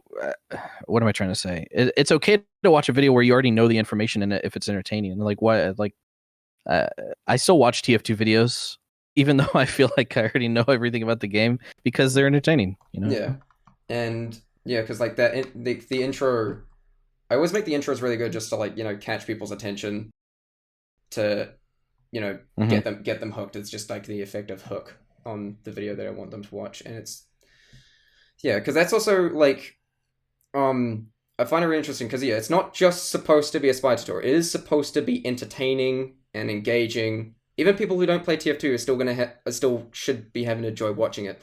And one thing I also found really interesting about how I mentioned how I reckon engineers arsenal is really well rounded. When I did the His video arse is really well rounded. Arsenal, shut up. Oh, Okay, the Kiwi accents of I was about to agree. I was about to agree with you. I don't pay attention to people's bums. I don't know. Here's Also, an image. no, I'm not putting that on the screen. Okay, I have like 10-year-old cousins who watch my videos. Like actually, um, but I just lost my train of thought. No, sorry, yeah. So, at the end of the video where I talk about the individual tools the engineer has, right? I had a similar segment at the end of the video on pyros, but I actually skipped over a bunch of weapons that I didn't feel were relevant to the matchup. Some people were thought, why didn't you mention all of them? Some of them aren't relevant, I reckon. Some of them weren't worth talking about. But it's really funny because every single one of Engineer's unlocks is relevant to the matchup in some way. Maybe Mhm. some less than others, but it's like every single one of them. That wasn't me just like doing every weapon for the sake of doing every weapon. I like actually felt that every weapon had some sort of value to note in that matchup. And I think like the engineer players, the engineer mains probably. I'm hoping that's one of the segments that the engineer players probably enjoyed the most because all of them will have got their favorite weapons talked about at some point. Yeah, maybe. I don't know. It's hard because I've been playing so long and making videos so long. I don't know if it's hard for me to imagine someone cheering whenever their favorite weapon is mentioned. I wouldn't But say I mean, cheering, like, but like just like you know what I mean? happiness. Where just like they get excited. Yeah, they get excited whenever they hear their favorite weapon mentioned. Yeah. I don't know. It's hard for me to like pick a weapon and be like, oh yeah, that's like I really like hearing people talk about that. Yeah. But I don't know. It's I don't have that either. Mainly very because, rarely does it happen. The last time I can think about that happening is I think the What Show made a video talking about shotgun and heavy. And I was like, finally, someone's fucking talking about this. Sorry, I don't know if I can swear. The shotgun on heavy is so underused, and I was like, finally, maybe this will like people will start using it again. I don't see anybody using shotgun on heavy ever, so so Yeah. it didn't have any effect. But I was glad to hear someone else I'm shared my gonna pull a hint shot at enthusiasm. Yeah, I'm gonna pull a hint shot at some point and make a video on the Euroturnal reward myself. Like I know he's done Yeah. it, but I don't care. I want to do it as well, and I've watched that video. Yeah, that knife, it's pretty underrated. And earlier you were talking about how like, yeah, you do kind of fear players who use it because they are unpredictable and like they are kind of playing on spy hard mode in a way. But I'd say that a big reason why I am scared of players who use it is because they're forced to play passively. They have to get a stab in order to like progress. Like if they lose their disguise, like they are basically out of the game for like a considerable amount of time. Yeah. And so whenever you're playing against a spy player who is so focused on making sure that whoever they're stabbing doesn't notice them because they have to get it, they can't like cheese one. I feel like that's more dangerous because personally, whenever I'm playing against a spy who only ever goes in for the stab when I'm not paying attention, so I don't even have the chance to retaliate, those are the best spies, in my opinion. Those are the good spy players. Like if you watch Stabby, for example, people always think of him as like the trick stab person, but if you really watch his gameplay, he really only goes for stabs when nobody's looking at him. I found this interesting. I was also watching Swipes a bit, where like obviously people know him for his ability to trick stab, but I found that there's some really cool plays that he's just made without it. I mean, and a few weeks ago I was even playing against him in a charity thing, and time zones are fun. I was up for 22 hours straight just to be there. I was like the casters could tell I was losing my mind just by my gameplay. It was great. But yeah, I was playing against Swipes, and yeah, he's like genuinely like just good at being a Highlander spy. Or like this one video of him being a stream sniper where he doesn't use all the flashy trick step stuff. He just does genuinely good spy mind games. Mm-hmm. Yeah, I'd say that the best virtue that a spy player can have is patience. Yeah, it's absolutely because impatience in a spy is so easily abused. Like they just get tired if they miss their trick stab on you like twice in a row. Like they're just gonna like beam after you, and it's so easy to take advantage of that. But if a spy player has patience, like man, they're literally gonna wait until I have forgotten about them. And that's annoying. Can't do anything about that.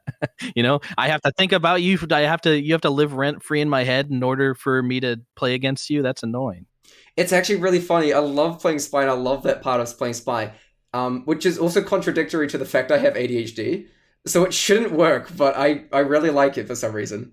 But well, I mean, there is a way to play Spy effectively. Aggressively. I'm just saying that I personally think that aggressive spies, in my experience, are easier to play against than passive spies. Personally, I think I wouldn't mind aggressive spy if it was just like you saw it less often. I reckon, like if that wasn't sort of the default for some players. Right. I reckon like that's why people get sick of it. Like if it's sort of a thing that sometimes appears, then it's more interesting because it's like. Now it's this thing that I suddenly now I have to change my game plan because this spy is playing this way, Now I have to adapt to it when it's like, you get used to it, Yeah. You're right. Yeah, it's like And by the way, this is coming from someone. When I play spy, I play hyper aggressively. I use the dead ringer, the spicicle, and the default revolver, and I literally just play second scout, and I run around and basically just shoot people. I can see their health.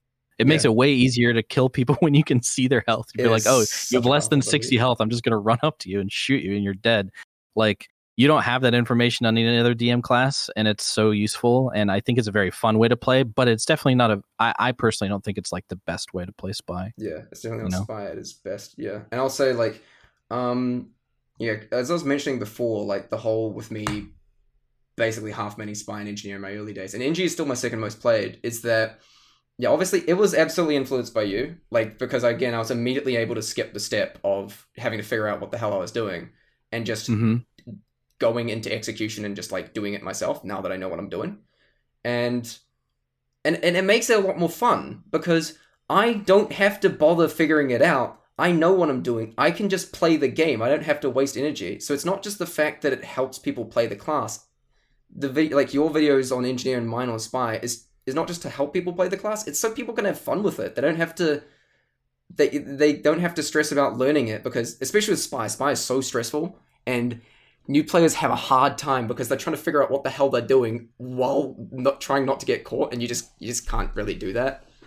Well, there's something really scary about like getting caught. It's kind of like in trouble. You know? Yeah. There's sort of like this. There's this like there's like it kind of links back to your childhood where you're just like in a place you're not supposed to be and you're about to get caught. You know? Yeah, you just don't want to let that happen. It's like one thing I've learned, and I think I need to bring this up in a video at some point, is that one thing a lot of newer spies fall into a pitfall of is when they're going for a stab, they tense up too much. You need to be strangely relaxed when you're going in for a kill most of the time. Sometimes it's unavoidable. Sometimes it is going to be tense. But when you're going in for a backstab, typically, don't tense up. Just walk up to them and kill them.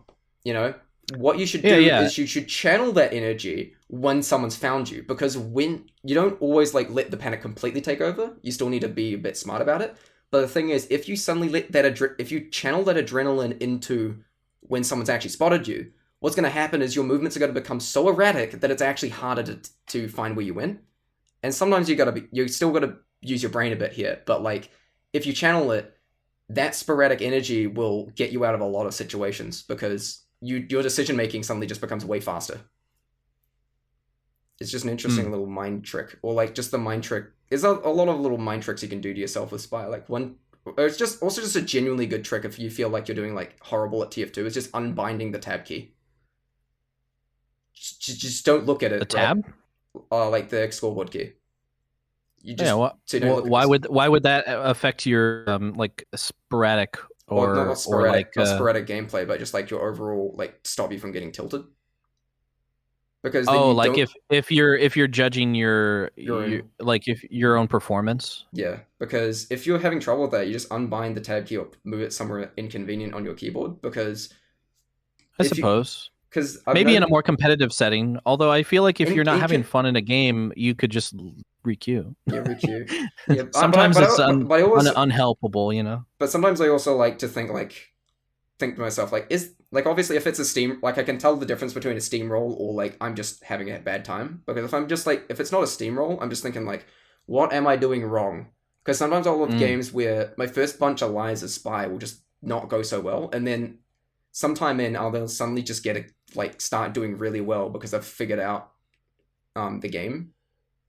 Yeah. So like if your first couple lies don't go too well, don't immediately like give up. If you play adaptively, you can sort of figure things out, and sometimes you don't even realize what you did. You just sort of subconsciously figured out where to stand, where people are going to be, what the game state is. It's also what you're saying it does make sense, and it is true that if you start off a match doing well or doing poorly, or if you have like a couple lives in a row where you're doing poorly, definitely giving up is not the right answer.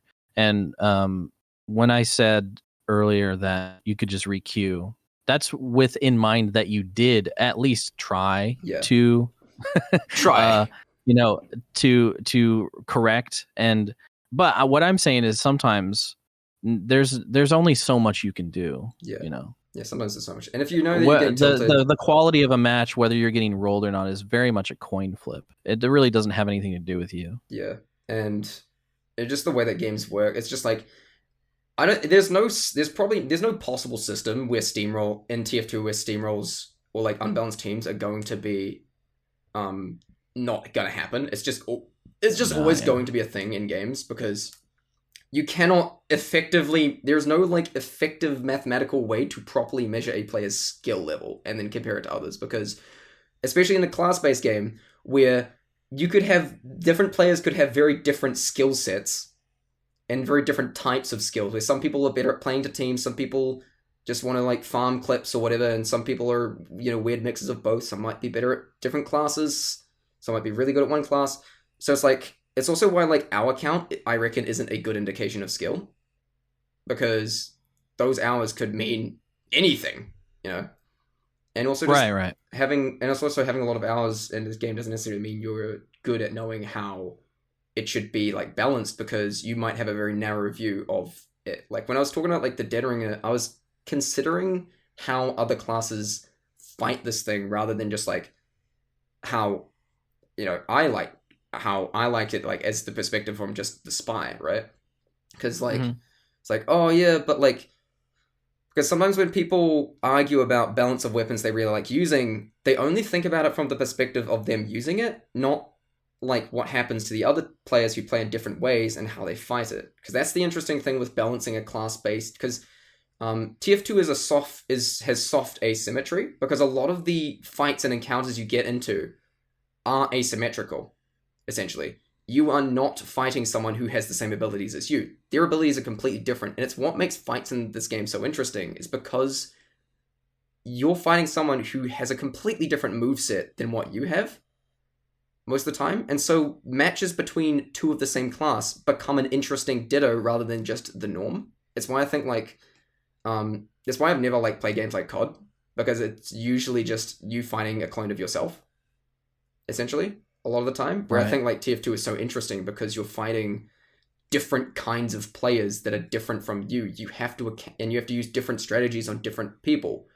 And it's what I like in enemy design in games, where it's just like different enemies demand different strategies. Deep Rock Galactic also has a good handle on that. I just love that sort of design, where that's that sort of thing. And it's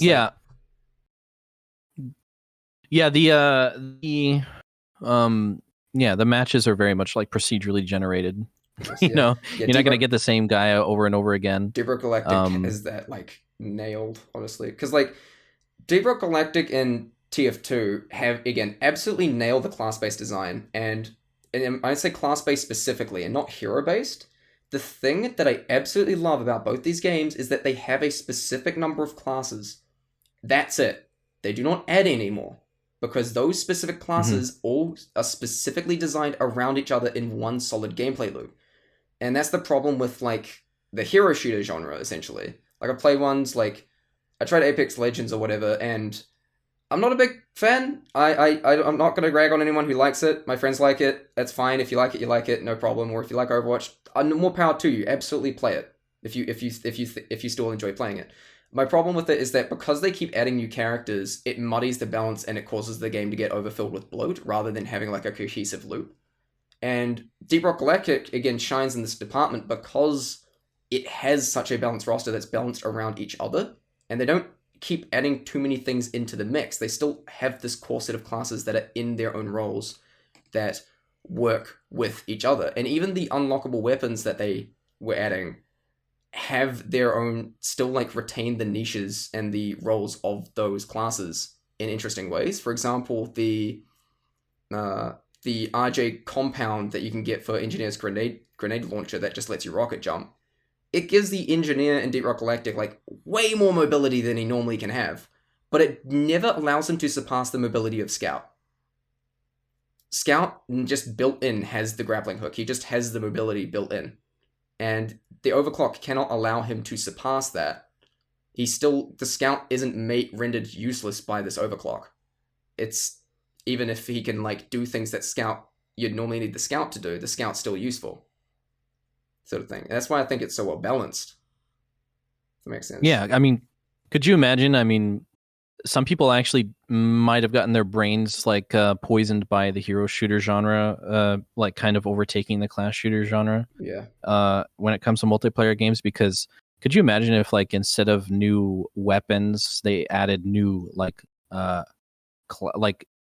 classes, but basically they were just loadouts. Like Yeah. the engineer has always like imagine the engineer stayed the engineer and you can never equip any new weapons. You're stuck with the default loadout. And then they add something called the battle engineer, and you can only use the frontier justice and the mini sentry. And then they also add like the turtle engineer, which is like just the stock wrench with like the rescue ranger and the wrangler. Yeah. And it's like those are your options. Yeah. You can't mix and match any of this shit. Like super limiting, and it really railroads people into this rock paper scissors thing where you're just like, oh, I see that character on screen, I'm just gonna like do this, and then all of the interactions are exactly the same. Yeah. It just like it just sucks. Seriously, it just sounds horrible because like in because yeah, with TF2, the way it handles so well in TF2 because you have a base class that you can understand, and the unlocks expand upon it and allow for creative freedom. And it's also the fact that like when you go up against like an engineer or like a soldier or whatever, you don't exactly know their moveset. You have a rough approximation of what they could do. It's like with the Frontier Justice. The Frontier Justice is made better simply by the fact it's an unlock. Because you can hide the fact that you even have it. You know, there's strategies. You can whip it out as like a gotcha move, you know. It's cool. Yeah, it's something again here. And some people don't like that, by the way. A lot of people, I think, who complain about that kind of thing would probably like a hero shooter more because they like the predictability. They like having the 1+1=2 mathematical equation that they can do in their head when they see something, instead of having to improvise or I don't know, maybe having more of like a macro sense of learning how to play against a specific player. Yeah. Because what you're saying is true. Whenever you see a player for the first time in a match, you don't know what moveset they're running, but you can learn what moveset they're running by playing against them. And then later when you see them again, you'll be like, oh, that person's using the direct hit. Yeah, and they can even use that against you. They can airshot me. And the smart players can even use that against you. It's like how moving your sentry ever so slightly is just like such a funny play because it causes people to get caught off guard because like, I could attack the sentry from here. No, you can't. Suddenly it's here now. Where'd it go? You know? Right. Yeah. Or, switching loadouts halfway through to throw off people who are building up their like kind of immunity to the way that you're playing. Yeah. Is also a strategy. It's like, it's awesome. There's multi levels to it, and the people who complain about things like the Frontier Justice or things that allow players to have like little like gotcha moves like that. Yeah. I think maybe they just don't like the idea of TF2. you know what I mean? Like Deep Rock, that's why Deep Rock Galactic's procedural level generation is so good, and certain enemy types are designed to demand different strategies, or just like incentivize ones. One of my favorite ones is the Leech, the Cave Leech, because it isn't a super common enemy, but it's just uncommon enough that when it shows up, it usually catches you off guard. Like I think. Yeah, I always forget they exist. 2 out of 3 times that a Cave Leech shows up, a Cave Leech tries to grab me, it will get me because I won't notice in time. Oh man, and you gotta have heightened senses. Heightened senses rules. I always use that. Yeah, with Scout I always just run Field Medic, so so I can just. I do too. I think those are literally the two that I run: Field Medic and Heightened Senses on Scout. Yeah, with yeah, but it's like the procedural level generation and the fact that it's like the different biomes, different mutators, and those different biomes and mutators can even cause you, and different mission types can cause you to run different loadouts. It's why the game doesn't have like, well, one, it's a co-op game, so you're not forced to use the meta, but two, it's because there's so many different situations the game can throw at you, there isn't really too many crazy meta loadouts. Like I think like perks are probably the only bit where this isn't amazing. Like Iron Will is just like super good, but like and like yeah, Iron Will and Dash is like super good, but like with the weapons and like the mods and the overclocks, like they're all good. Like a lot of them are just all good for different reasons. It's like a really good example is you don't bring the cryo cannon to the glacial strata. You know, it becomes. I mean, I do. I mean, you don't always, but like, it's like there's an obvious thing where it's like it's worse in the glacial strata because half the enemies there are resistant to the freezing effect. Where it's like, but you do bring the flamethrower because most of the a lot of the enemies there have a weakness to it. But there's lots of, or like when I have like Swarmer infestation, I have a strategy of whenever I get oh no, sorry, not Swarmer, Swarmageddon, the Swarmageddon mutator, I put thorns on because it just means that whenever the swarmers attack me, they just die of death suddenly for some inexplicable reason, and it helps ease off the pressure so much. And it's like, again, it's adaptability. You have to adapt to these situations. Even like when I had this days, and I might bring this up in future videos, where it's like I made a lot of like games in Minecraft. I even got them on like Minecraft Realms. So I was pretty proud of that, part of that program. But like, I made a lot of these mini games in Minecraft, and it gave me a lot of experience in like game design and all that. Like I coded them myself, but it obviously isn't as involved as actually making games in a traditional engine because like things like movement and multiplayer networking is already sorted out for me. But I've noticed that all my games use RNG to some extent to cause variable situations. Some more obvious than others. The most obvious example is like Disaster Star, where the whole point of the game is it throws you into a map, and there are a random set of disasters that might happen, and a lot of them are designed to either complement each other or cause weird strategies. So, for example, there's like creeper meteors and you're like, sorry, and like you have multiple of them at the same time, so you have to adapt strategies based on which combination you get. So, for example, one of them's creeper meteors, where it's just like creepers that like rhythmically rain down from the sky, and then when they hit the ground, they explode. And one strategy to fight that is just to hide indoors, because obviously they have to blast through the roof until they actually reach you. But there's another disaster called Fear the Dark, which makes it if you're undercover, you start taking damage. So suddenly that strategy doesn't work. You have to actually stay outside and watch the sky suddenly. It's like, I love this sort of thing. So I've gained an appreciation for those sort of systems in games where it makes you love random elements of games. I like it when no. I know so where you go with that. No. Why don't you like random crits then, huh? Because random crits. See, I'm being this is your test. Yeah. I'm being like a commenter. Yeah, okay. Because a lot of the time they're unreactable. They don't react. They there don't you go. Give you see, you passed the test. Yeah. See, they don't give you anything interesting to react to. They just kind of sometimes instantly kill you through a dice roll, kind of thing. And see, I'm preparing a little bit for this because. The video I'm making right now, basically the video is in praise of the randomness of TF2 and how like basically the joy of TF2 is in the 1v1s and not necessarily in the macro sense of like whether you win the game or not. I think that's why casual mode is casual mode. It's like it's all about the individual stuff, right? That's actually one thing I absolutely love about TF2 is how like goddamn random it is. Like. And it's funny. Right. It's incredibly interesting that it achieves this pretty much without the use of RNG.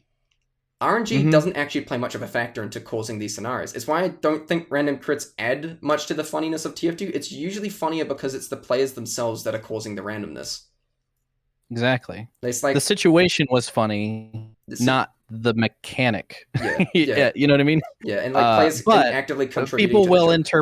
People will automatically jump to whenever you are in praise of the randomness of TF2. A lot of people will be like, "Yeah, random crits," but that's not necessarily that's not at all what I'm talking about. That's not what you're talking about. Yeah. And I think that that's important to bring up whenever you bring up randomness in the game. Yeah. The game is random, but random crits don't contribute to that randomness in the same way that we are talking about. I remember someone in a comment section telling me they're like, "Oh, Uncle Topia is like anti-fun. They you never see any weird funny strategies. There's no friendlies on it." And then that exact night I went into a game on Koth King, and I just walk out of spawn and there's just an enemy Hoovy just chilling in front of our spawn. Yeah, I mean, when I see those kinds of comments, when I see those kinds of comments, and I get them a lot, I basically, I mean, you can just go ahead and admit that you've never played on the servers because that literally is not true. Yeah, I definitely know that it's definitely like it's harder than casuals because again, by like a in percent like I by an get, amount that is noticeable, but not an amount that is unplayable, in yeah, my opinion, at yeah, least. it's I don't definitely know. not unplayable. Like, again, I don't mind facing off against, better players every now and again, especially if I'm having to deal with, like, bots or Yeah, but those whatever. players are playing casual as well. I don't really understand that comparison because Yeah. when I play casual, there are very good players playing casual all the So time. that can also happen. It's just more just that the density of them is typically higher, I By reckon. maybe like 3 or 4 players. Yeah, Because if you think about it, like who are you replacing in a casual match? You're replacing the guy that literally just installed. yeah, And like, so you're replacing it with somebody who's like better than that person. yeah. It doesn't really feel, I don't know. I've never It, really understood it, and it doesn't really make me that upset. It's just kind of strange to me that it is a talking point when it comes to Uncletopia still, yeah, even though there's been more than enough time for people to actually play on the servers and discover for themselves that it's really not that different from casual. yeah. I do understand people's gripes with the class limits at times, but as a spy, I love the system because for a pretty obvious reason. It prevents that one scenario from happening. And just because the system exists, it makes people think about it as well, I think. Because even then, Maybe. you rarely, unless I'm like streaming on an Uncletopia server and people are intentionally memeing, like I do this, I like put the IP and like, hey everyone, let's just do some funny stuff, and then everyone joins the Uncletopia server, and then halfway through everyone gets kicked because Piglet. And we all just refer to it as the purge. It's really funny. But um yeah, but like normally when I'm not doing goofing off stream stuff, yeah, you usually have a pretty good spread of like those classes because it makes people actually think about it. And I've found that spy is strangely like easier and harder in Uncletopia, just simply uh harder slightly in the fact that like obviously you have way less oblivious players, like you need to be careful not to a bit more careful not to get caught. But it's easier for two reasons. In well, so it's not well. So two things are easier about it though. Is one, because you don't have the weird oblivious fresh installs typically as much at least. Player behavior is actually somewhat a bit more consistent with what you would expect them to do. Mhm. Because they at least have enough hours that they play the game competently, you can have a good idea of what competent players are going to do. And second thing, obviously, no random crits. I don't insta die to melees. True. Yeah, that makes it a lot easier for spies for Yeah, sure. yeah. It obviously, Because yeah, random crits I think are basically a spy nerf overall. yeah. I just, Because sniper shouldn't be able to wouldn't he shouldn't be able to one shot you without headshotting you. yeah, You know what I mean? yeah, But um, I think that you are right that it is slightly harder because there's not that easy stab. But like I was saying earlier, that only really affects a specific playstyle and loadout, that being the kunai. And the kunai is very popular, obviously, yeah, but the kunai is good because you can get those easy stabs on the noobs. yeah, And I guess whenever you take those away, it might nerf that particular knife a little bit. yeah, But it, I think that it's good. It eases the spy into his role of high, like going after high value targets. yeah, And there are more high value targets now because there are more good players. So yeah, you have your work cut out for you. yeah. You know, And chances again, are if you stab someone, it was worth it because that player was actually good, as opposed to in casual where if you stab, the soldier with 2 hours who's shooting the floor, like what did you really accomplish? yeah. You It's know? it's like I had this game where like it was on Upward Last, and there was just this NG in the obvious spot on Upward Last on red, and I was going blue, and I was just going all on him. I died multiple times going after him, but I still felt like I was doing something because I was still putting pressure on him, and it did eventually cause the nest to get destroyed. Just I think because I was another factor that he had to worry about constantly, and I was doing things differently every time. And I don't care, like, I got dominated by a player that was guarding it. I don't care. I was putting pressure on the engineer. That's my job, you know? And Mhm. I'm just going to keep doing it and keep putting the pressure up because I know that that guy is a problem. I know that that guy is a problem for my team. If I get rid of him, he's gone. In fact, in one of the clips that I have in that video where I like kill 3 NGs with the bit that happened in the fake ad segment, that bit where I killed the 3 NGs with the and even though it cuts off at the end, I do actually manage to gun that last guy down. I kill all 3 of them and destroy beat 3 engineers at once using the return reward. Less than a minute later, the game ended. And I have a second clip just to verify the fact that the game just ended immediately after that because the nest was down. their backline was shot, and my team was able to push in. Actually, no, it was me who pushed the cart. I remember now. I was the one who pushed it in. I respawned and then just went up and then pushed the cart because I was like, "There's no sentry. I can just push it in. Done." And there's even a reverse time. Yeah, I mean TF2 is there's even TF2 is unique in that way, right? Yeah, I even had this reverse on the same situation where I was on red and I was playing spy, and the cart was right about to get camped, and all I did was just sit somewhat near the cart cloaked. And every time someone tried to sneak the cap, I just stabbed them, and it just happened. Like I got an 8 kill streak from that. It was really funny. And people in the chat told me like piss off, and it's like no, I can't. I know what you're trying to do. Or like the time when I catch like someone ninjaneering, like trying to like I was on CP Steel where a blue engineer managed to sneak a teleporter near the last point, and I spotted them doing this, and I basically spent that whole round just trying to harass him and preventing that strategy from working, because I know if he gets that teleporter set up, we're done. Like, that's it. We're done. That's not gonna... We're gonna lose because they're all gonna pile on from a angle that my team's not gonna be ready for. So, just go for the people that you reckon are gonna cause the most damage to the team when you do it, because it's like... Yeah, don't always... Spy isn't always about getting lots of kills. It's about causing problems. How many problems can I cause today, Agreed. Yeah, absolutely.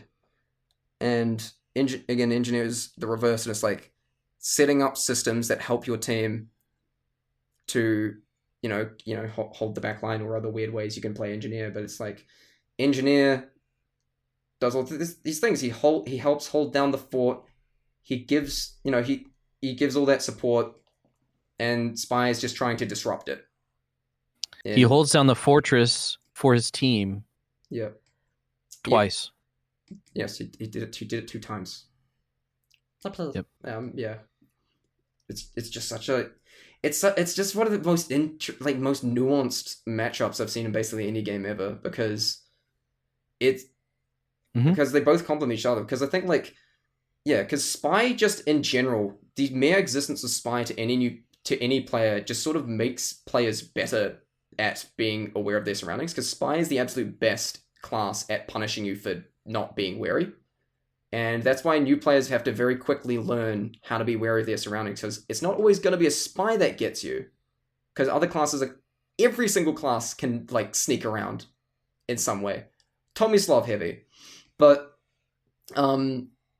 it makes you better at the game. Again, the mere existence of spy makes the engineer a more interesting class to play. He doesn't just become put down a thing and then babysit it. It's like, try not to die, And there's also obviously the strategy of if you know that the nest is about to go down, stay alive, Engineer is probably one of the classes, engineer along with medic is a class that benefits a lot from just staying alive as long as possible.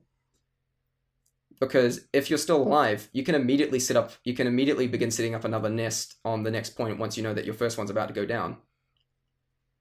And some people have trouble playing engineer because they get too attached to their buildings, which is also why you emphasize that your buildings will go down. Yeah. They're there to get destroyed. Yeah, they're there to get destroyed. I feel like that's the engineer black pill that a lot of people don't swallow, is that your buildings will go. They're going to get destroyed. You have to be prepared for it. Yeah, especially that sentry gun. You love the sentry gun because it gets your kills and all that, but the one building that I will absolutely prioritize keeping up if I can is that teleporter. Sometimes even if I'm dead because I have the binds where I can destroy my buildings remotely, they're all on my mouse. Where if I realize that the teleporter is about to get overrun, sometimes I will destroy the entrance just to make the exit become disabled, and so that they might not notice it. Yep. And then later in that round, it'll be behind their spawn. I'm like, got a flank now. Do you have those binds that work whenever you're dead? Yeah, I've used them. Yeah, those work for doing that really well. Yeah, because I've got middle click is sentry, scroll wheel up is entrance, down is exit, and then I think mouse 5 is dispenser. So it's all on my mouse. Oh wow, yeah. Nice. I also have middle click as the undisguised bind for spy, which I sometimes use for cart pushing, or if I'm behind a person and I need my normal spy speed, I just quickly undisguise and just yoink. Yeah. Yeah. But to elaborate, I think a little bit on what you're talking about with the matchup, it is interesting because they are, one can have an advantage over the other, and it's not going to go one way. It's like with counters, it's pretty likely that one of those classes, the counter, has uh, an advantage over the other. But I think with spy and engineer, it honestly makes it much easier to play against the other when you play the other class A lot. enough to understand how those players are going to be doing things, because those players, the class demands very specific things from you, both of them. Yeah. And if you understand how that class operates, it makes it a lot easier in the long run to play against them, because you can predict what they're going to do. If you've been in those situations before, you can be like, oh, in this situation, I've done this, so this person's probably very likely going to do this as well. Yeah, so I say as spy, you Yeah. should be competent. You should try also to learn to be competent with the other classes as well. One, because you might learn that spy isn't necessarily for you, but also two, even if it is, you're going to understand how those classes typically behave. If you can play all those classes to like just a competent level, not a super Mhm. crazy level, but one that you just understand the loop of that class, you're gonna have a much better time because you can intuitively understand what this player is likely to do. It's especially Yeah. important with engineer. I have an example with engineer. Like whenever you're upgrading, you generally will be in one spot and you'll be facing your sentry gun. So like you'll usually be preoccupied enough to where your back is not covered by anything. Generally, whenever you're upgrading your sentry gun in particular, it's usually out in the open. There's not a wall you can shove your back up against. So usually whenever an engineer is upgrading their sentry gun, they're usually pretty exposed Yeah, compared to the other buildings. And you as a spy, you'd be like, oh, he's exposing his back. I'm going to make my way towards the engineer and I'm going to stab his back while he's upgrading that sentry gun. But if you've played engineer before, you'd know that that process, it only takes a certain amount of time. And whenever the sentry gun is done getting upgraded, you don't have to face that sentry anymore. You're going to turn around. immediately. And so if you're experienced with that gameplay loop, you'll know that if you see the sentry gun get upgraded before you've reached the engineer, that engineer is not they're going to turn around like right away. Yeah, exactly, And so exactly. I pay attention don't to the stab the sentry. engineer. If the sentry gun upgrades, don't stab the engineer, because you're going to face stab him and die. That's why I said in my video, like, if it's not upgraded, it could cause a distraction because it's like pay attention to the level of the building. If it isn't Yeah. upgraded, there's an opportunity, and like that. Yeah, that's the thing I'll do as spy. I'll if I see the sentries at level 1, I'll wait because I know that there's going to be a time where he's going to go in for it because he. I can't remember. On Spy, whenever you mouse over an enemy building, does it show you the upgrade progress? Like, does it show you how much metal is currently being put into it I in don't real know. time? I don't know. Because that would be I actually very vaguely, I useful if you could vaguely, just I like look vaguely, at the sentry I and see how far along it is and how much time you basically have to get to the engineer. it might. I've never actually. It's just like I have this weird visual memory that maybe it does. I don't know. Might have to fact check that. But um, also when I'm playing engineer, for example, the reverse is like whenever I'm upgrading a building, um, sometimes I'll do a thing of like just quickly snapping around between every hit, or Oh right, yeah. I'll just like start like just slightly tapping my AD keys while I'm doing it. So if a spy does show up, there's a chance that he'll beef the stab because I'm not standing perfectly still. And then just like immediately, as soon as that thing hits a level and it gets in an animation, I'm gonna turn around immediately because I don't want to get caught Mhm. out. The I one, like to do little half moon circles personally. yeah, I circle around halfway, yeah, change direction, maybe switch it up. If I'm yeah, being watched, then I'll know. They'll be like, "Wait, what is that engineer doing? He doesn't go in a specific direction. He yeah, just keeps going around yeah. in a circle." The only, the you're dealing with spies video. The one thing that I reckon is a little bit of a weird, flawed strategy. Well, first thing, obviously, I think people know how to play around the sapper technique a bit more now. But also, the second one is that pretend you're busy can be a really risky thing to do if you don't understand what like how to do it. Because if you just like pretend you're busy and then turn around and expect a spy to be there, first thing he might not be there, because you don't know if he's going to show up, and two, in the time that it takes, he might actually get you before you turn around. My trick is sort of, if you realize there's a spy coming, and this is a trick I use all the time, is just pretend you didn't notice. It works well. I've used that against spies as spy. Actually, it's one of my favorite examples of a team disguise. I'll know that there's a spy in my back line, and then I'll hide behind something, disguise as a teammate, and they don't expect to get trick stabbed by a pyro. Yeah. It's great. Or it's like another instance where I'm disguised, and an enemy where I'm disguised, and an enemy has figured me out, but I don't look them in the eye. So they've figured me out, but they don't know that I know that they know I'm a spy. And so they run at me and then get trick stabbed because they didn't even know that I noticed. And it's just sort of that whole mind game of like, mess with the perception. Have they noticed? Have they not noticed? Blah, blah, blah, blah. Also, I don't know if we've been keeping time. Fun fact, we've nearly hit double the time we were projected to have. That's great. This always happens though. I've done things like this before. It always goes way lower. Okay, well the title's gonna change then. the title's gonna change to 2 hours anyway. That's gonna be great. Oh, this is gonna be. I probably won't have to put too many clips, and I'll just repeat the same ones that are in the background. But yeah, it's so interesting. There's so many weird things that you can do with this matchup. It's the fact that like it goes to show that the engineer spy psychology was so long. Like I knew it was going to be long, and I was really excited to eventually get to it because I'm saving it to like near the end of the series because it's complicated. I want to get a bunch of other stuff out of the way in the series before I move to the bit about engineer, because there's a lot to talk about when it comes to engineer. There's just so much variation. It's just such an interesting matchup, and it's often a test of your ability to adapt and think through things and, like come up with plans on the fly and all that. And yeah. Oh, there it's right. There's also the red tape recorder.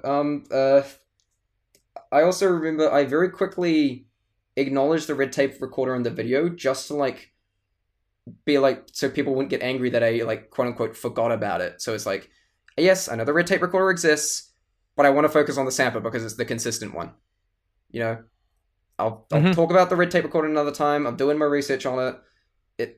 It has its niches, but at the end of the day, no matter what, the stock sapper will always be the best in general situations. It just it destroys the thing, right? Like, if you can destroy the whole thing, you've done a better job than what the red tape can do in a lot of other situations. I mean, I'd say that the only building in which the red tape recorder is good against is sentries, mostly mini sentries. Yeah, because it can be like a bit of a time waster and be really annoying. Okay, I'm gonna take a quick break because I'm just gonna use the toilet real quick. Okay. I know what's gonna happen while I'm gone. Oh, don't do anything so then I'm just gonna really quick.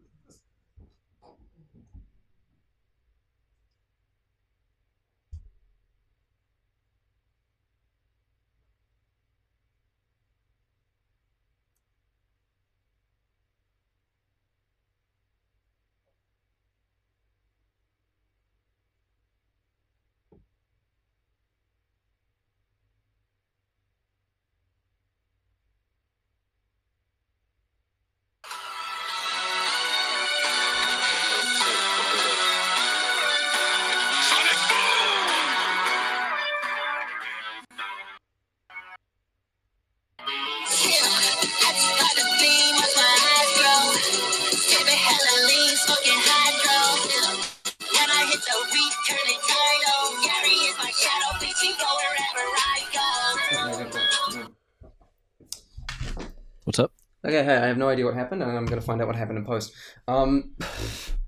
So, yeah, but it's like, it's interesting because I don't see, I reckon like both engineer and spy make the other class better in combination with each other, because like, engineer is a really interesting fight for spy, and vice versa, and the reverse is also true, because, spy.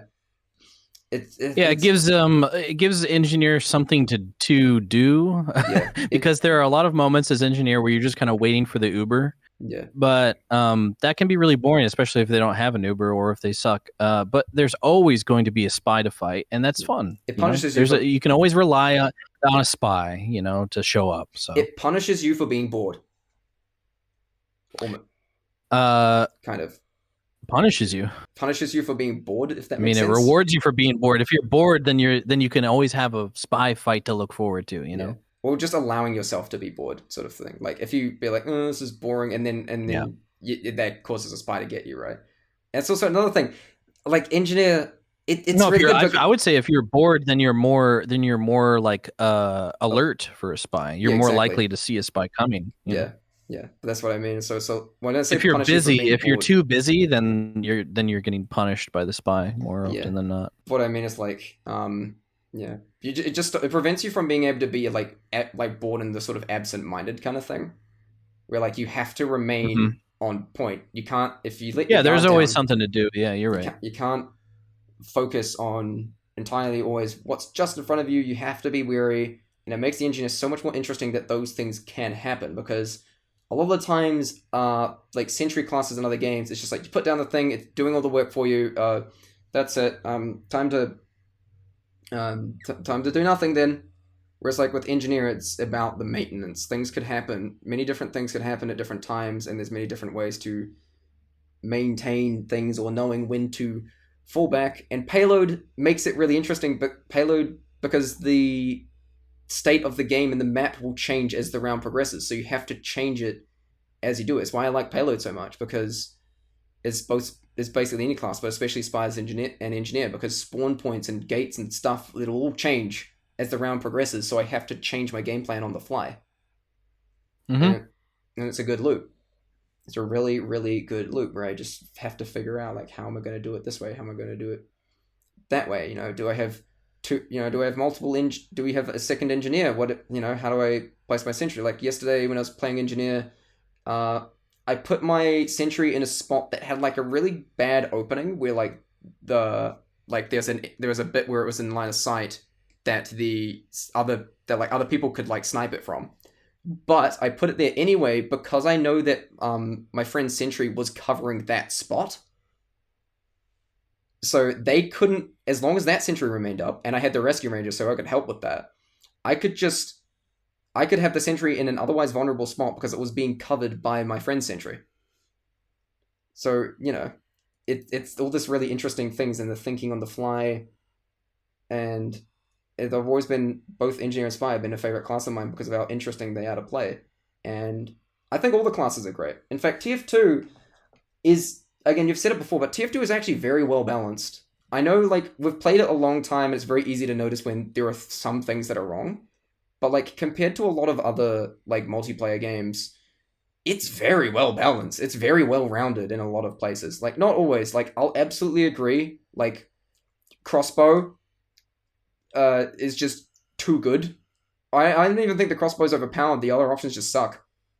Um, and other things, or like you know how the kunai just has problems where it's not even necessarily like overpowered. It's just like unbalanced, where it's too good against bad players and then sucks against teams of good ones. And it's not like it's the linear scale of like, oh, this thing is like too strong, we should nerf it. It's like no, it has problems, and the problems with it are more nuanced than that. But I think like TF2 is generally like very well balanced, I reckon, especially just the fact that you have a consistent amount of the classes that they don't add more classes, they just expand on what's already there. That's what I think. Yeah, I mean, I would only have like nitpicks about certain weapons, and most of the time those nitpicks come down to I either think that they're lame or just unfun or bad. Yeah, no, And I wouldn't consider anything to be overpowered really in TF2. Usually, if something needs to be changed, it's because it's just not fun to fight.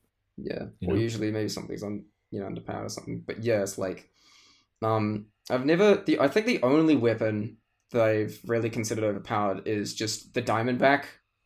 I I don't know how this thing has remained in that state for that long. Like 15% damage penalty Look, I kill people with the I Letonja. have a theory. That the Letonja, the Letonja is still a lethal weapon. And second, no random crits is like a non-downside. Spy dies to random crits all the time. So like, yeah, I mean, my theory for why it's remained in the state for as long as it is because the other options are worth choosing over the Diamondback.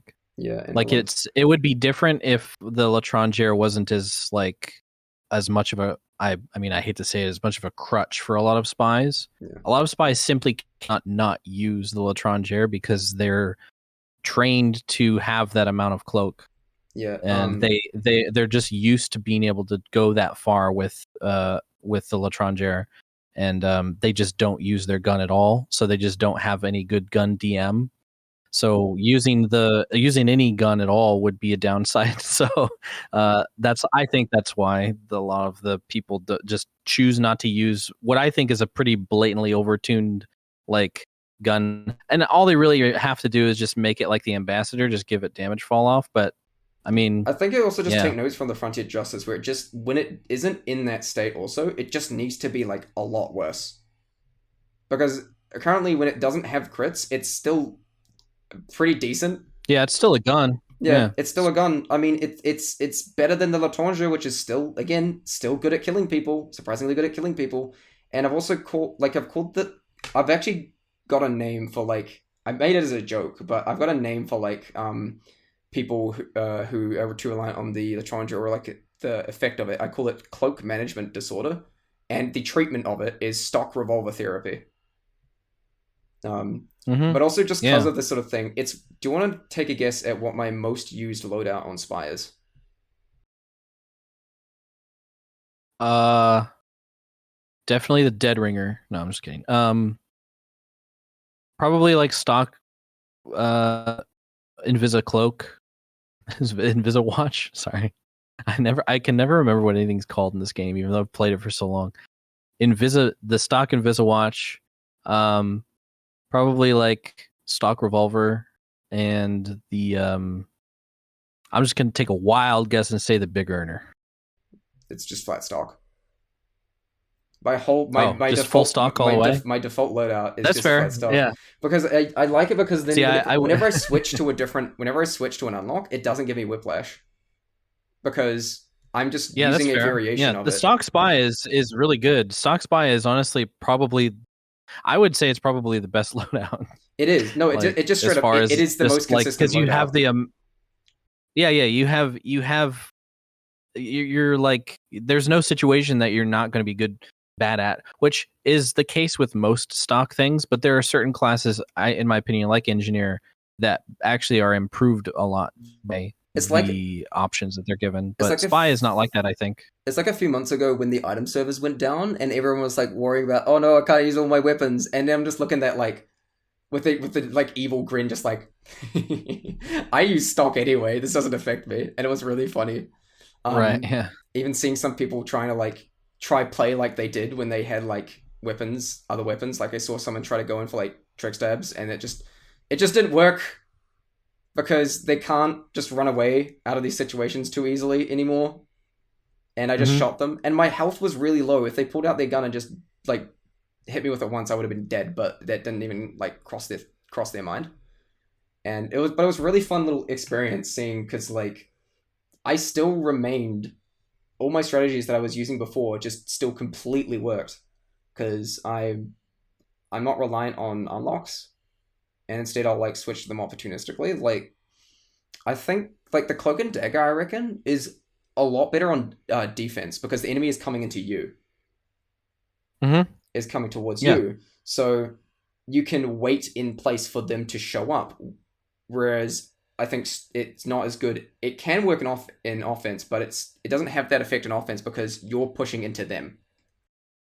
Yeah. You have to walk They're pushing into the on alliance. offense. You Yeah, don't have to walk as much on or at all defense. on defense. Yeah, You're just waiting. you're just waiting for them to show up. They're pushing into your territory, so it's Yeah. the whole thing is flipped on its head, and that's why I think like that's what I think like TF2's loadout system is really well done because stock is the best general in all scenarios kind of thing, but it it but then the unlocks are like situationally strong typically, or like good for different playstyles. Where like, I actually remember on Twitter, when you made your video about the weird effects of the uh, let's go short circuit. Um, Yeah. I saw someone like complain that the Uncle Dane made a video, now I can't play soldier, and everyone's response was like, shotgun, just shoot them with the shotgun. Like, no, but I run gunboats, and it's like, then switch to the shotgun. It's like, no, but I always use the gunboats. It's like, dude, there is Maybe they don't have the shotgun unlocked. But you get what I mean. It's like there's a very Yeah. obvious solution to the problem that they're just refusing to use, and it's No, that's what I think. Those players would have more fun playing Overwatch because every loadout is exactly the same. They know exactly what to expect. yeah, it's sort of like, You know, and they don't have to adapt. They don't have to change their play style in order to overcome things. You know, they want to be able to log in and do the same thing over and over again. Yeah, I think, And maybe they just don't like Team Fortress 2 because that's what TF2 is. yeah, You know, you have to be adaptable. Like some classes need it more than others.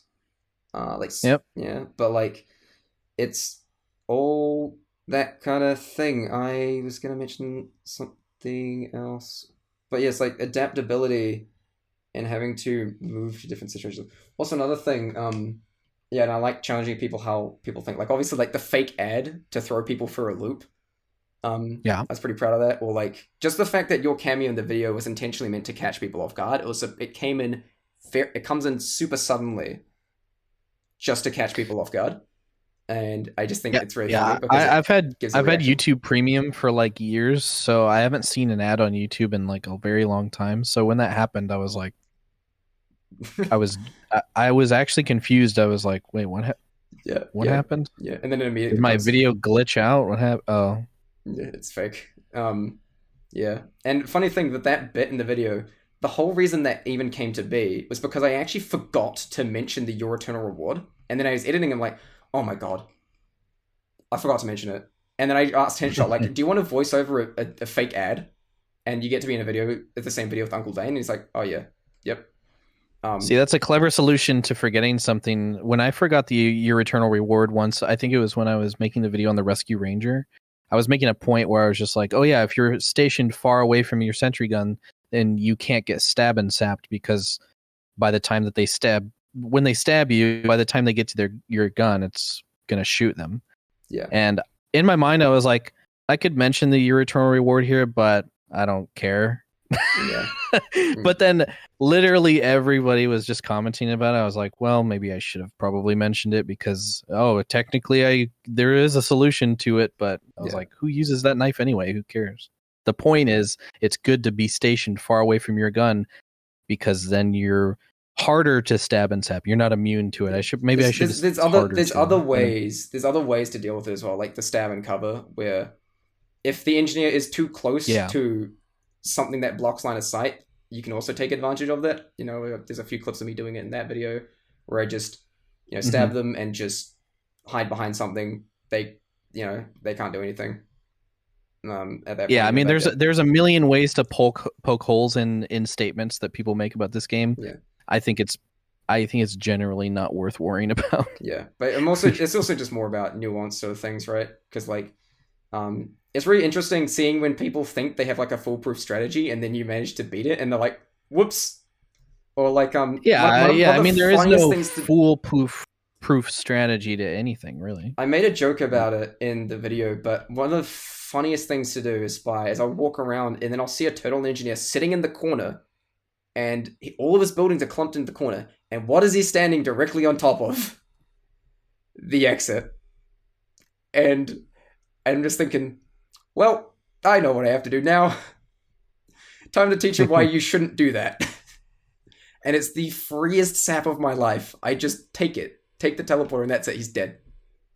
Basically zero effort. I will say, I pretty consistently, when I'm upgrading my teleporter, I stand on top of it because no spies don't really take the teleporter without sapping it seems. Yeah, usually. Some do. Just the fact that I do that makes me not do it. when I'm Right. upgrading. I usually just am wary, unless I know that like the round has just started, I can do it. But like, Because if you think about it, would you rather be like with your back up against the wall on top of a teleporter, or would you rather be not on top of the teleporter but have your back exposed? I feel like oh, it's way more absolutely. likely that a spy is just going to run up on you when you're upgrading your teleporter normally. Oh, absolutely. That's also fair. That's Yeah. something I also do. Like it's a decision for me, and Yeah, it's just kind of like an odds game. It's like my odds are in my favor. It's not impossible that I won't get killed here, but it's very low if I stand on top of my teleporter while upgrading. yeah, you just have again, it's the whole risk reward thing. It's You not gotta be careful. impossible, but the thing is, it's like if I say like, "Oh, you should stand on top of your teleporter while you upgrade," they're like, but what if a spy takes it? It's like, well, that's not the point I'm making. I'm making No the point that situation is it's less foolproof. likely. Oh no, I had this one where like I when I in the Pyros video, I mentioned how a good strategy against the Pyros is just to turn away and run. And then later in the video, I mentioned the back burner and how that strategy from earlier, don't use it against the back burner. But I got so many comments like, oh, but the back burner. It's like, yes, I mentioned it later in the video. It's the way that I make the Not, but they information heard it. flow. They heard it, and they're like, here's where I can do a gotcha.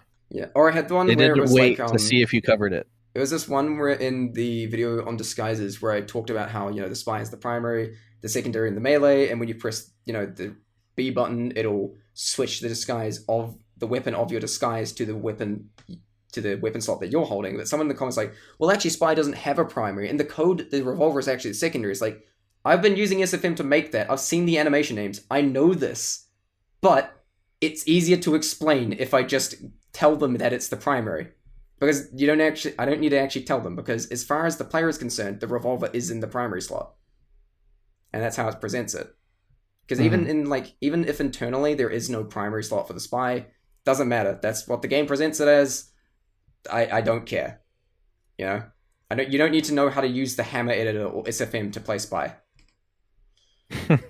Yeah, no need to know this. Really? Yeah, that's why it's like how my tutorials are intentionally trying to be like really concise and really digestible.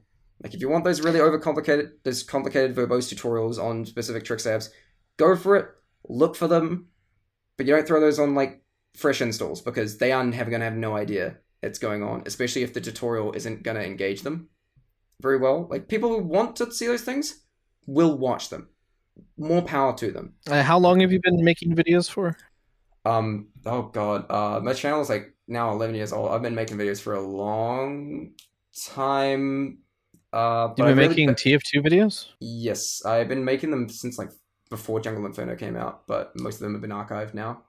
Has it been 11 years since Jungle Inferno? No. Or wait, were you just saying that that's how long you've been making videos? making videos? No. Oh, sorry. I guess I was asking how long you've been making TF2 videos. How long have I been making TF2 videos? No, I've been making TF2 videos since like I think 2016.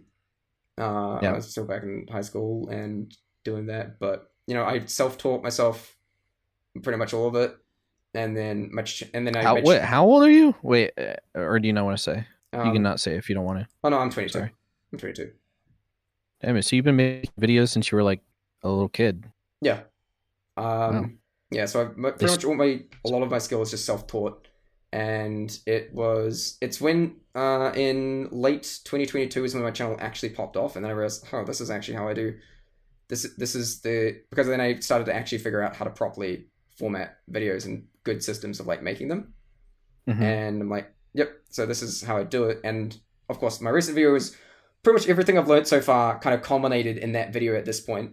In my last video, it's just like making sure all the things that I've learned. Well, I'm just asking because like how you've been making like spy tutorials for the entire time, or just have you only actually yes? To do so that? Spy psychology actually goes back about 5 years. There was an old version of the series that's been archived, and I'm going to re-upload them at some point after the series the actual final series is done, as sort of a what was and how it improved.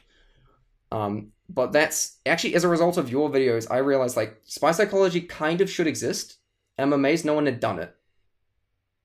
And that's something I did. like a 101 type series. Yeah. And I did it. Like straight up, it was influenced by you. And I did it. Obviously it didn't pop off, but then once, I got better, I understood production quality and all this sort of stuff better, and got better gear and all that. I then managed to actually make it pop off, and now it's hit the point where like when people ask like how do I play Spy, they now a lot of people now default to just linking them to my Spy Psychology playlist, which is Yeah. indeed the goal. It's like whenever someone asks how to play Engineer, they just refer to your videos because of course they do. You watch a few Engineer 101 videos and immediately are put at an advantage because you have a bunch of knowledge that you otherwise have to figure out. You would otherwise have to figure out yourself. Yeah, it's a good idea. I think it definitely helps for the longevity of those videos. Like people will go back and people will be watching those videos for years. Yeah. But the the reason why I was asking is because if you're frustrated by people saying like, oh, why didn't you mention this, or why are you talking about this simple thing, and you said that, oh, well, if you want to learn about that, you go watch someone else's videos, but there's no reason why you wouldn't eventually just make a more advanced Spy video. I mean, like, you're going through each step of the way, and eventually Spy Psychology as a series will end. You won't have any more basic stuff to talk Oh no, about it is. anymore. It already has a planned end. There are 2 episodes left. Right. I mean, I don't make Engineer 101 videos anymore because I've already talked about all of the basic stuff that I can talk about when it comes to Engineer. And the only things left to talk about with Engineer for my channel are very, very niche and specific things. And so I would say, like, whenever people say like, oh, why didn't you talk about this? You just be like, well, maybe I will someday, you know? but right now I'm talking about, the beginning stuff. You know? I want to make and it maybe cohesive. you know about it. Yeah. But eventually, stick around. It'll come. It'll hit some. Also, yeah, because I've been doing Spy Psychology for ages. I picked that title ages ago, and I've got a lot of people like comment like, you missed the chance to call it Spycology.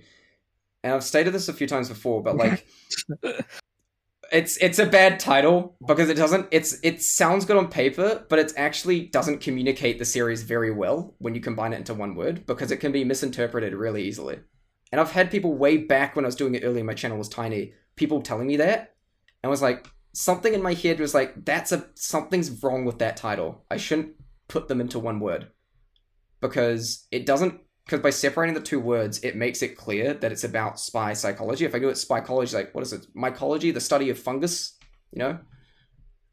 Study of mushrooms. I mean, my YouTube brain is thinking, well, it's just in general a bad idea to title something a made up word, because when people are searching things, they're not going to type spycology because it's not real. Yeah. They're going to type spy though. Yeah. And that's in the title, so I've looked myself up, and I've had like instances where I think one time I looked up TF2 Spy, and then my channel showed up under Meet the Spy.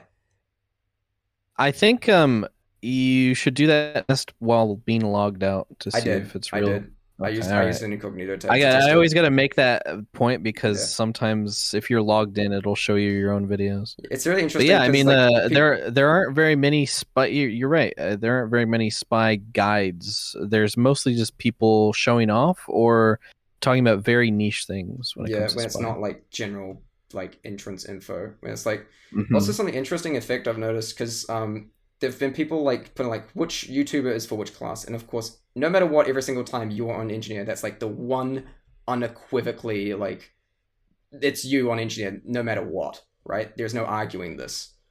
But yeah, well, whenever I started, there wasn't an Engineer. Yeah, with me, YouTuber there was, but like it's interesting how I've started getting more people put me on Spy, and then some people get really confused as to like, why don't you put these other people on these more older YouTubers? And I'm thinking, that's actually an interesting point. And then I find out that what's happening is that because these are people who are just getting into the game, and because my videos are doing really well, mine are usually some of the first ones they see when they start looking up stuff about Spy. So for new players, that's taking the effect. I think like the other YouTubers, like people still enjoy them, still watch them. Absolutely, more power to them. I'm not trying to overthrow them or be like, oh, I'm better. It's just sort of an explanation as to why I believe this is happening. Well, YouTube in general will recommend newer videos to people anyway. Yeah, but I guarantee you that if somebody else started making engineer focused videos like more consistently than I do, right now, their videos would get recommended over mine whenever people type in engineer TF2, but nobody really does that. Thankfully for me. uh, It did happen once. But then something happened with that person. I'm not going to mention his name. huh? Uh, he, I'm trying to rack my brain. Trying it, to think. Oh, okay. you know. Oh man, it's been going for like nearly 2.5 hours. Yep. It's been a long one. I really hope that the recording. Feel free to cut out the boring parts Yeah, cut if out the you boring want to make it part. shorter. No, I think But I don't know how much editing you actually do want to do about this. I'm probably not going to do a huge amount of editing on this. Mainly just like making sure the audio is fine, just proof listening to it, adding a few like pop-ups of the things we're talking about, and then just like some random gameplay in the background. I'll just copy paste a bunch. But By the way, I want to make sure. By the way, I want to. You cut this part out too. I want to make sure I'm. I don't mean that I was bored. I'm just saying, whenever I edit things, I'm always like much more critical of things. Yeah, I think that the whole idea of this video here though is just so like people will just kind of enjoy just seeing, because this is one more so to just to be listened to rather than actively engaged with. Right. That's the whole point of it. Like it's just also just the concept of just seeing Jonto and Dane talk for two hours now about engineer and spy. Like one of the appeals of me in the hint shot video was just simply the fact that those two YouTubers that people like interacted suddenly. What happens when you make them interact? Yeah, I've really highly considered making like a TF2 like podcast, because it is very easy to talk about TF2, obviously, and there are a lot of really cool people in the TF2 community I'd love to talk to. Yeah, I've done some podcasts. But at the same time, I'm like, yeah, that feels like too easy. I don't know. But at the same time, it's like I shouldn't look down on that. You know, people want to listen to it, then I should make it. Yeah, there was the podcasts have gone very differently. The podcasts that I've been in with more than one other person have kind of definitely turned unhinged.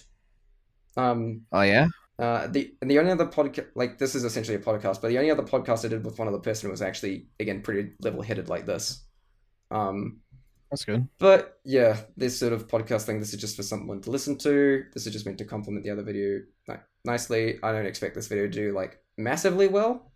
Probably gonna get a ton of watch time, but like, this is just sort of you want to listen to it.